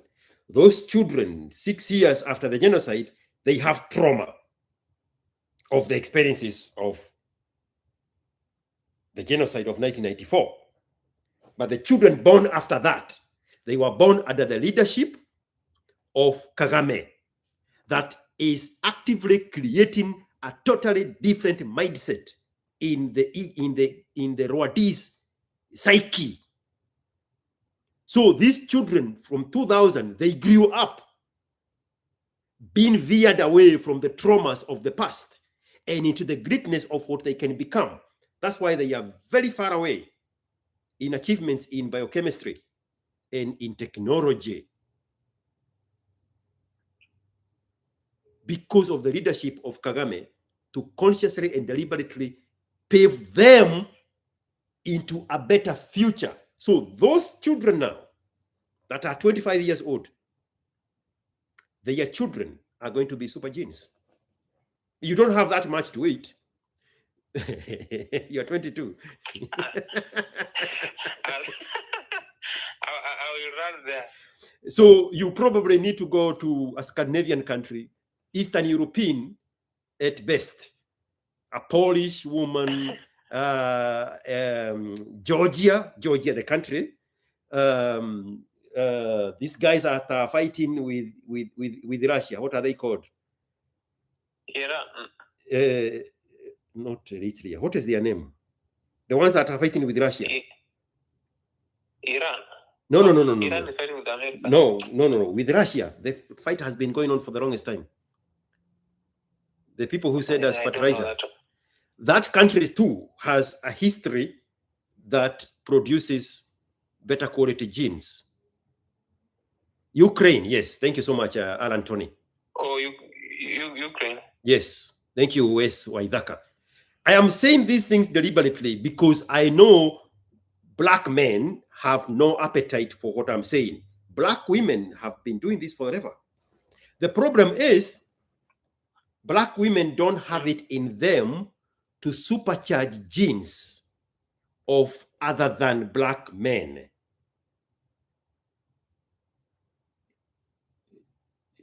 Do you want me to say that again? Yeah, repeat. There are more Black women in Europe that have children with European white men. Yeah. The product of that is just regular children. But Black women, European men.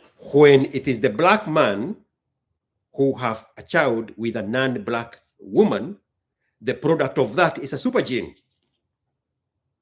Dave Chappelle, Tiger Woods' children. Tiger Woods went to Vikings country, whatever that country is called, the one with the yellow flag in Scandinavia. That's where he got his wife. He supercharged his own genes because his own genes were already supercharged between a Black man and a Vietnamese woman or Thailand woman. He consciously, just like Trump, knew what to do with his own super genes. If he married a Black woman, if he married a Black woman, his children would have ended up like Obama children, just regular kids. That's a mistake Obama made by marrying a Black woman instead of marrying other than a white woman, other than a Black woman, to supercharge his own genes that he was dealt by his own father. So it has to be intentional. Deliberate. Sweden, thank you so much. Yes, Tiger Woods went to Sweden to supercharge Thailand genes. If he married a Black woman, regular kids. If he married a Thailand woman, regular kids. There's nothing supercharged. Now let's go back to the woman in Europe. She intentionally marries and makes children with European men. But a Black woman does not have what it takes to supercharge genes of a non-Black man Only a non-black woman has the ability to supercharge the genes of a black man because the black man is the superior being. Oh, no. So we see those genes do wonders in Obama, Dave Chappelle, and every basketball, Tiger Woods, every basketball guy we know. There's a guy called Tyson. He's a professor. He has written like 78 books. What is his name? Tyson. His mother is white. He's a black guy. He has a brother who is not a product of his father.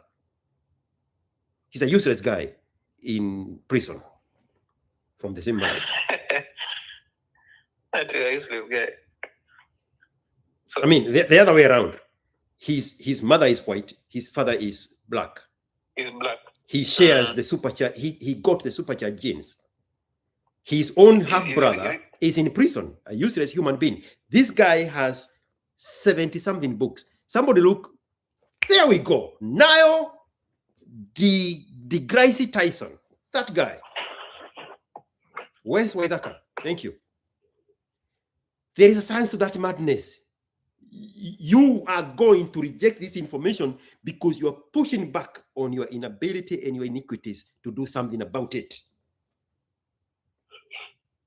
The talented footballers in Europe, the regular football, the real soccer, Mbappe, you don't even have to know. Supercharged genes. Mbappe with it. Louis Hamilton. Is it? Louis Hamilton. The problem is somebody in there sprinkled the gay genes.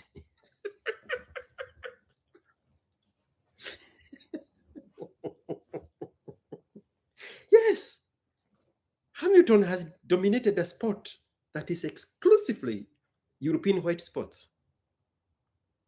Tiger Woods has dominated a sport that is exclusively white man sport. You go look for a way to explain it, open your space, and articulate that. Don't counter my madness. Is it the same shit with Arati? Arati has married a Chinese woman. Is that where you are going with it? Yes. Have you seen her daughter? I have not seen them. She has a channel on TikTok. Hey! She looks like the Asian woman I was dating in my younger years, 20 years ago. Ooh-wee! Yawa! Oh, why did you bring him up?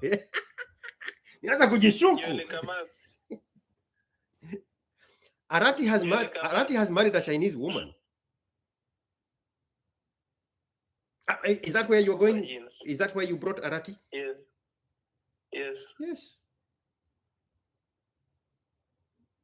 It is true. His daughter is on TikTok. She looks like a picture. She looked like that little Asian girl. I've told that story openly. Wait.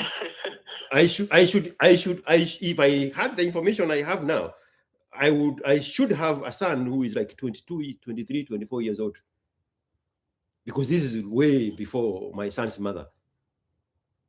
If I had the Kioms, I would have myself a Tiger Woods. My nephew, Dennis, has children, 2 boys, with a Vietnamese woman. Whew. I know what I'm saying, bro.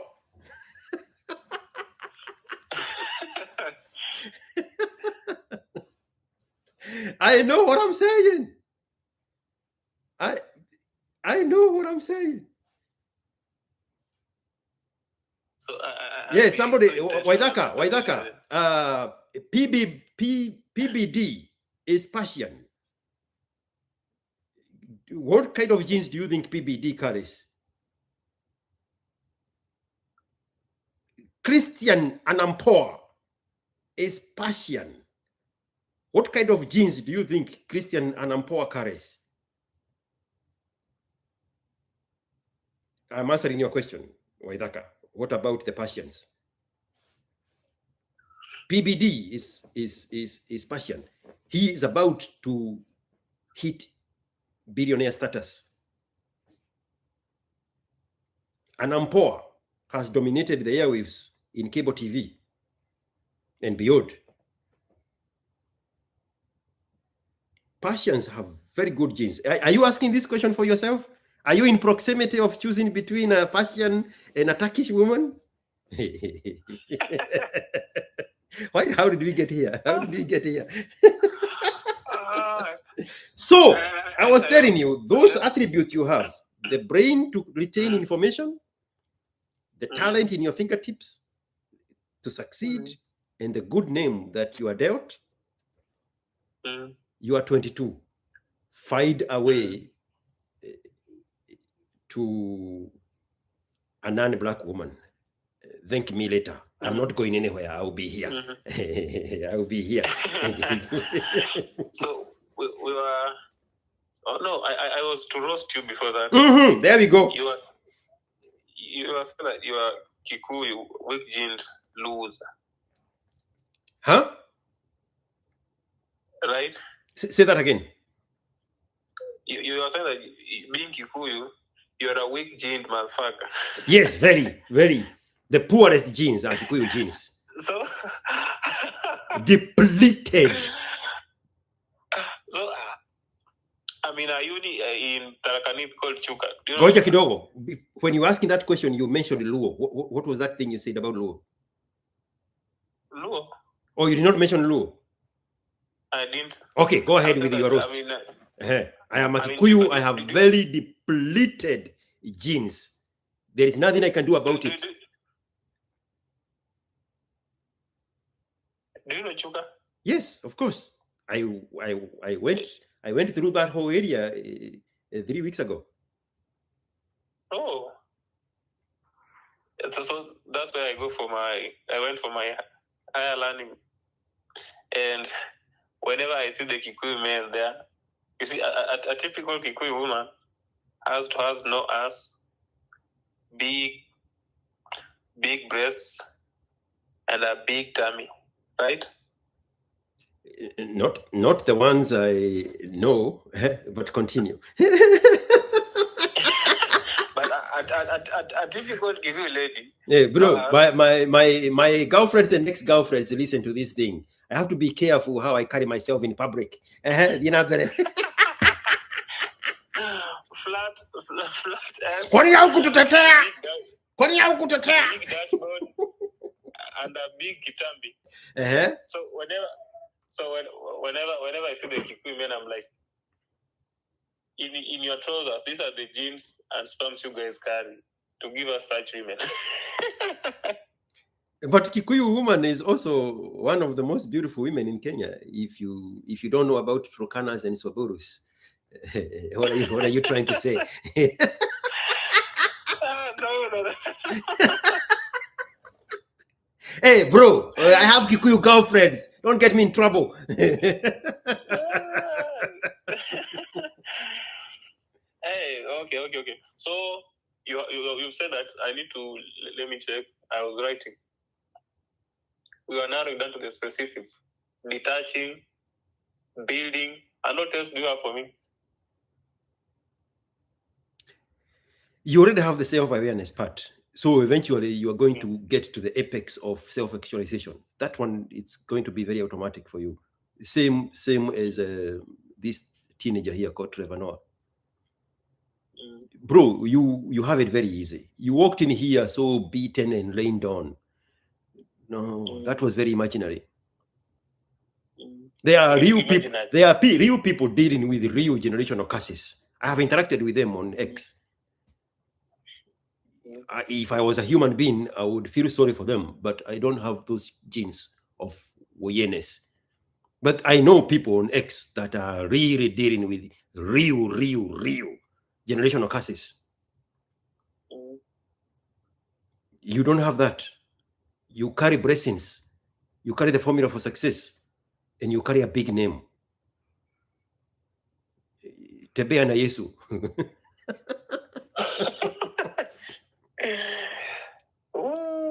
Okay. I appreciate so much, dude. All right. Yes. Thank you so much for sharing, man. That was very, very, very emotional. I feel lighter now. There's a problem somewhere. I don't know why you're suppressing it. What? Which one? What became of your older brother? My older brother. Mm-hmm. What about him? You never mentioned him anywhere. You only mentioned your older sister.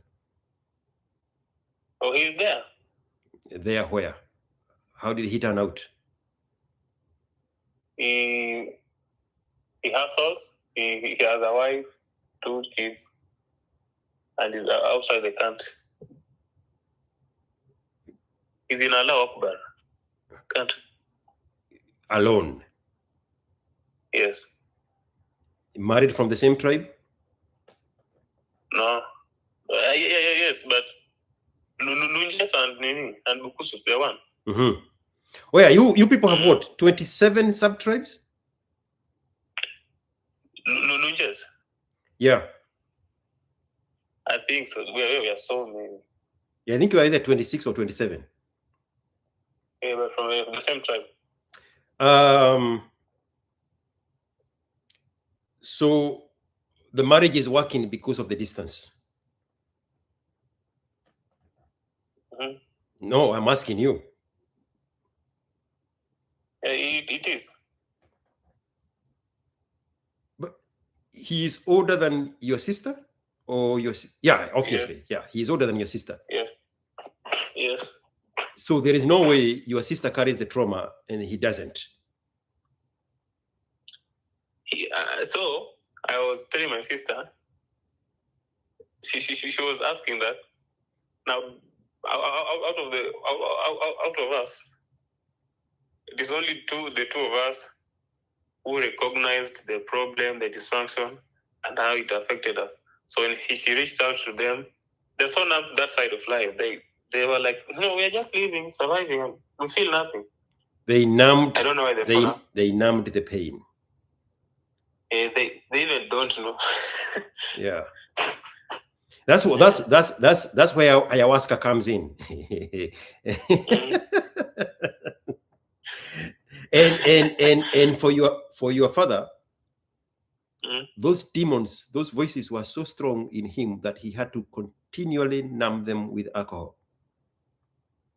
Oh, they were voices. Yes. Bro, you have won 50% of life's battle if you avoid alcohol. 50%. Because there is nothing in this life that beats a sober mind. Nothing. Nothing for a man. I don't know anything about women in this context. Women, let me retract. Women can drink alcohol in what they call socially. Women can even go to bars and get a man from a bar, or a man get him from a bar. And the next day, she can stop drinking. The moment she gets pregnant, she stops drinking. Most of the cases. Different story with the nigger woman. That's why they bring up children that are fucked up in the brain because of alcohol withdrawal when they are being born. But generally, women know how to handle alcohol. Women drink alcohol for a different reason. Men, once you open that bottle, it's very hard for you to take yourself out of it. You are going to rationalize your life as alcohol has nothing to do with it. I'm not an alcoholic. But it's the thing that is fucking up your life. So for you to be able to overcome alcohol, precisely because of the traumas of your father, That's 50% battle won. The problem these young people, your generation, are going through, because they bend to the pressure, the peer pressure of drinking. Now they are going to live the rest of their life rationalizing those bad choices of drinking in a society that glorifies drinking. For men, it's going to be very tough. You have won 50% of the battle that is associated with behavioral results and poor choices by simply not drinking. So you have it going on, bro. There's no awareness in your life. You are so self-aware. You have dug deep into the ayahuasca of your past to see what is there so that we can avoid it. You and your sister. You are good. And the number ones? They will deal with their demons the way they see fit. You cannot save the next person. You can only save yourself. Oh.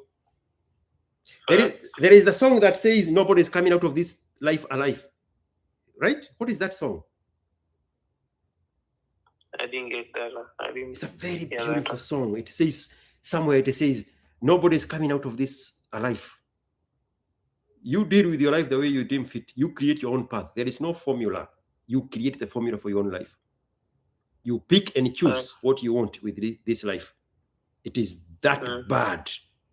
Go on my YouTube, search for the videos, and then search the category of most popular. The second video. I'm wearing a baby blue t-shirt and pants to match, and I'm driving, talking like a madman. Listen to that video. Listen to that video. Trevor, what is the name of that video? I don't want to get the phone away from the speakers. Something about, it has the name Matrix to it.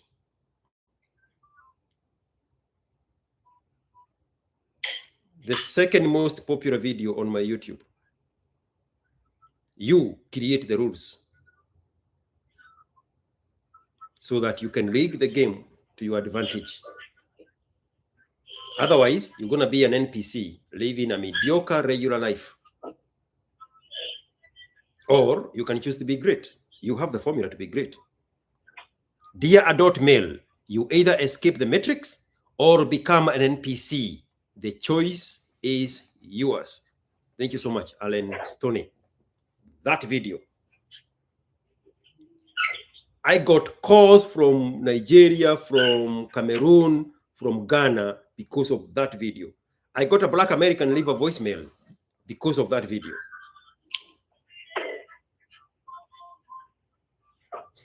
Are we together? Are we done? Yes. I don't think there's anything else. Yes.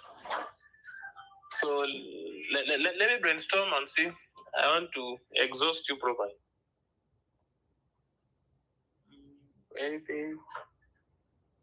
And what about running away from the era? You are a man. You don't have those privileges. It's in the video that I'm talking about. Women are not accountable. Men, we are going to hold you accountable. Planet Earth is going to hold you accountable. You can act like a woman. You can pretend to be a woman, but Planet Earth is not going to give you the same privileges as a woman. A man is always going to be held accountable. Always.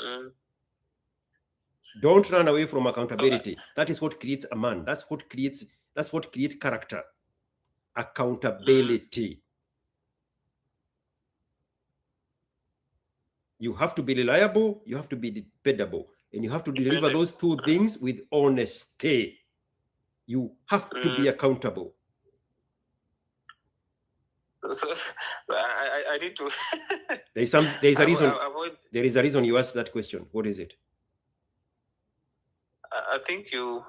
Oh, you were saying that I was running from the eras, like avoiding. Oh yeah, women. You wanted to throw a board with a woman who has tattoos and piercings and daddy issues. Where? Wacha hiyo mchezo bwana. And like you learn. No, you say that you learn through your own mistakes. Yes, me, because we did not have information. I just got lucky, and somehow the outcome of my mistakes gave me a very smart, intelligent, beautiful daughter. That's all. My only positive takeaway. But we were learning. We were flying blind. We were doing things without the information. Facts. You have avoided making those mistakes. That's where we were. Okay. Yes, avoiding them women and girls. No, don't avoid women, because now you are going to hate women. We don't want a man walking around hating women. It's dangerous. It's dangerous. A man walking around hating women, that is a weapon of mass destruction. That is your father beating up his wife. That is your father rejecting the products of the womb of that woman, which is what he inherited from his own father when he walked away from 12 children of his own. You do not want to hate women, bro. Women are beautiful people. Women are good people. Good. You know that other way are called fruits of bloom. Fruits of bloom. Is that the name of the is that the name of the other brand? Fruits of bloom or something. Women are the fruits of life. Women are here for our entertainment. That is to agitate the feminist.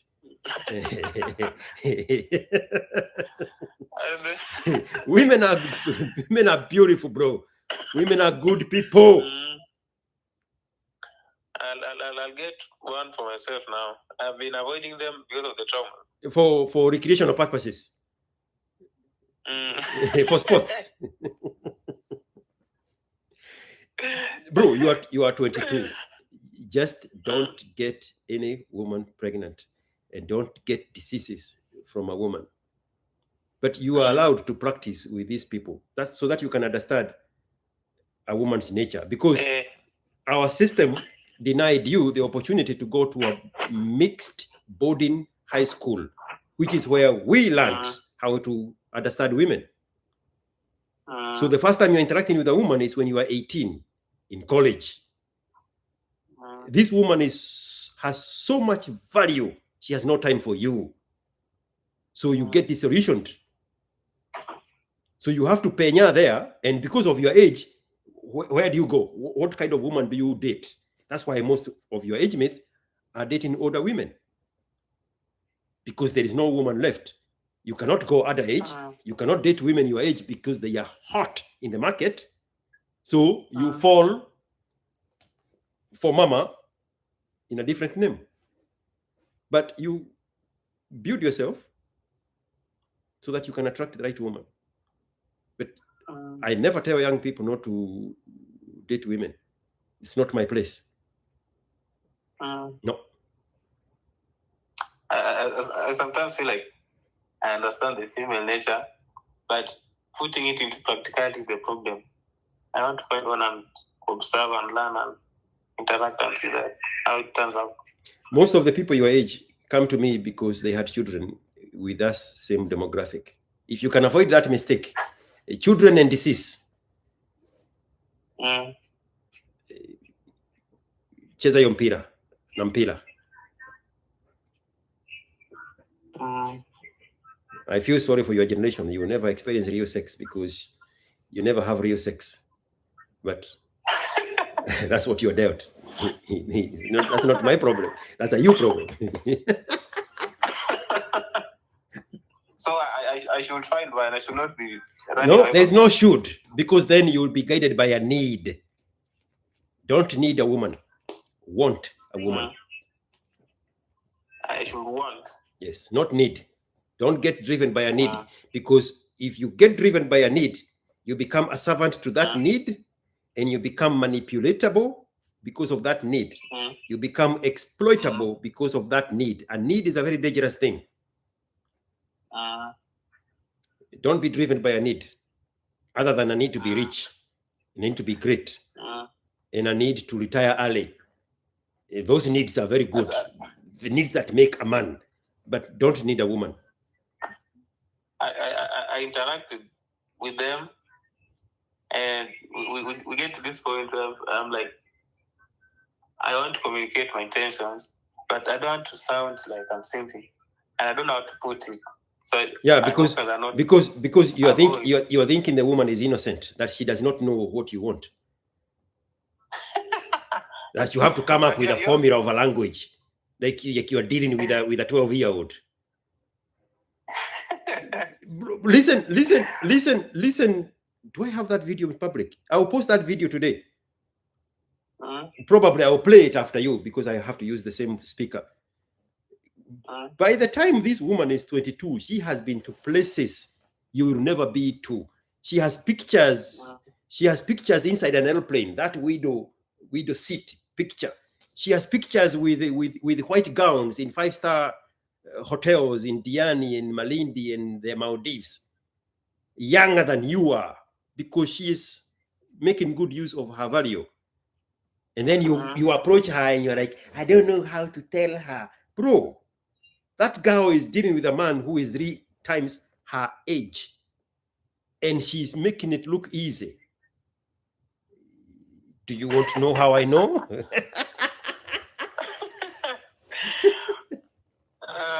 No, don't treat women like they are these fragile, innocent, clueless beings that you have to craft a language to approach them for sex.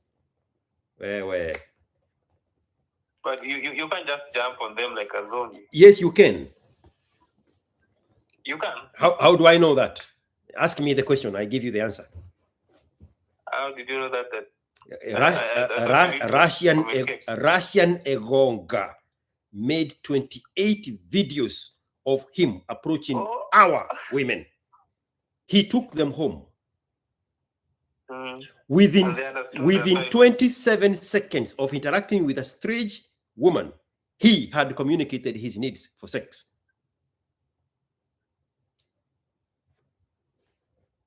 I know now. With a language barrier. Scored all our women from the age of 19 to the age of 59. All of them. Tuko pamoja? Bro, women know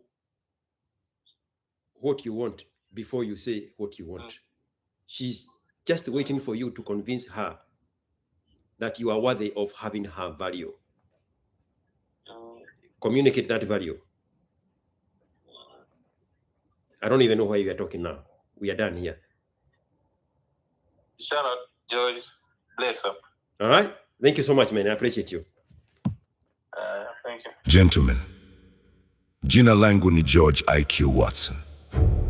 I say it as it is because mimi sio wenu. Mimi sio wa kwenu, kwetu ni Maragua. Kama vile nimesema hapo awali, the first thing a man needs before engaging a woman ni information, so that he can craft clear rules of engagement with the sole purpose, to come out on top. Maelezo safi, bila filter, bila lies, eyes on me. Mioyo wazi, no excuses fam. Hii truth moja inakata noise kama blade sharp without it. Unaingia blind kwa battlefield ambapo every shadow in a hidden weapon with it. Una step kama komande wa feet yako. By 28, most wasichana wametaste maisha ya raw. Unchecked desire ambayo 80% yenu hamjawahi kuonja. Trip to Mombasa, Diani, Dubai na Zanzibar. Her Insta iko na photos za window seat because she caught flights and not feelings. Amevaa white lobes from 5-star hotels in places you don't even know exist. Not because wewe hauna worth, lakini game imeandikwa different kwa wanaume than that of a woman of the same age. The game is rigged. You see now why I'm giving you hii information, ndio jipange bro. Guys brag juu ya conquest zao, ina raise status, ina sharpen edge, ina build legend kwa street. Wasichana wana delete yao, cause the same wildfire inayo build mwanamume's reputation inaweza kutorch leverage ya demo machoni mwa dunia. So stories zinapangwa upya, zina scrub, zina rebrand. It was just a phase, bro. Nilikuwa young na kufigure out life. Nilitenda makosa tu. Wait a minute. Tuliza ball, Mr. Embo, let's decode here. Nilirun wild wakati clock iliniruhusu. Nilikunywa deep from attention. Chemistry, pure animal validation. Hakuna rules, hakuna tomorrow. Just the rush na high. Sasa she's walking into your life ask for the opposite. Stability, consistency, provision, emotional armor na safety fortress. Wewe si una step into the same arena where wale wa baba na maspono walicheza. Una arrive after the party meisha. Lights dimmed, music stopped, thrill-seeking version yake imeretire. You are not competing na her ex-boyfriends. Unapambana na ghost, impulsive night, zero consequence highs. Wale wa baba na masponyo walionja her most untamed side. Back then, haikuwa love, haikuwa commitment, haikuwa future plans. Ilikuwa instinct, desire, the moment to pure electric want. He called steel truth, unahitaji kuswelo sasa. She doesn't hide her past to protect your feelings. Ana hide ili kuprotect the image anayoza kwako. Perception ina control leverage. Tukiona format mapema, deal inaweza collapse. Her past si history, to be blueprint. Patterns predict behavior. Ignore them na wewe si noble. Una volunteer kwa collateral damage. No fluff, no sugar coating, reality baridi tu. So what do you do na hii? Wake the hell up kijana. Acha kwa na hii. Acha pedestalizing. Demand information kabla ya ku-invest emotion yako. The very first thing a man needs before ku-engage demo. Before ku-commit time, resources, see, need clarity, safi reader. Not her words, her actions, her patterns, her silence sense. Study female nature kama life yako inategemea. Cause in this arena, ignorance need death sentence. Wasichana wata test wewe, wata chaos wewe. Kama frame yako ina crack, but read them clearly. Lead na unbreakable steel frame. Hawaharibu wewe. Wanna follow. Become the man who doesn't beg for truth. Wanna command it. Become the man who doesn't chase retirement version. Wanna build something so solid hata hana hanga ya past. Rise up wa baba na king. Stop simping for illusion. Stop fearing history. Own your value bila apology. Beg ruthlessly. Lead fiercely. Cause dunia doesn't reward the nice guy who ignores red flags. Inawapa crown the man who sees clearly. Na bado wana choose to build. Now go out there, match your sharp frame iron, heart guard. You've got work to do. Twende. Fam, let's move. Kaindi, Kaindi! IQ Watson. See real sana. IQ Watson. See real sana.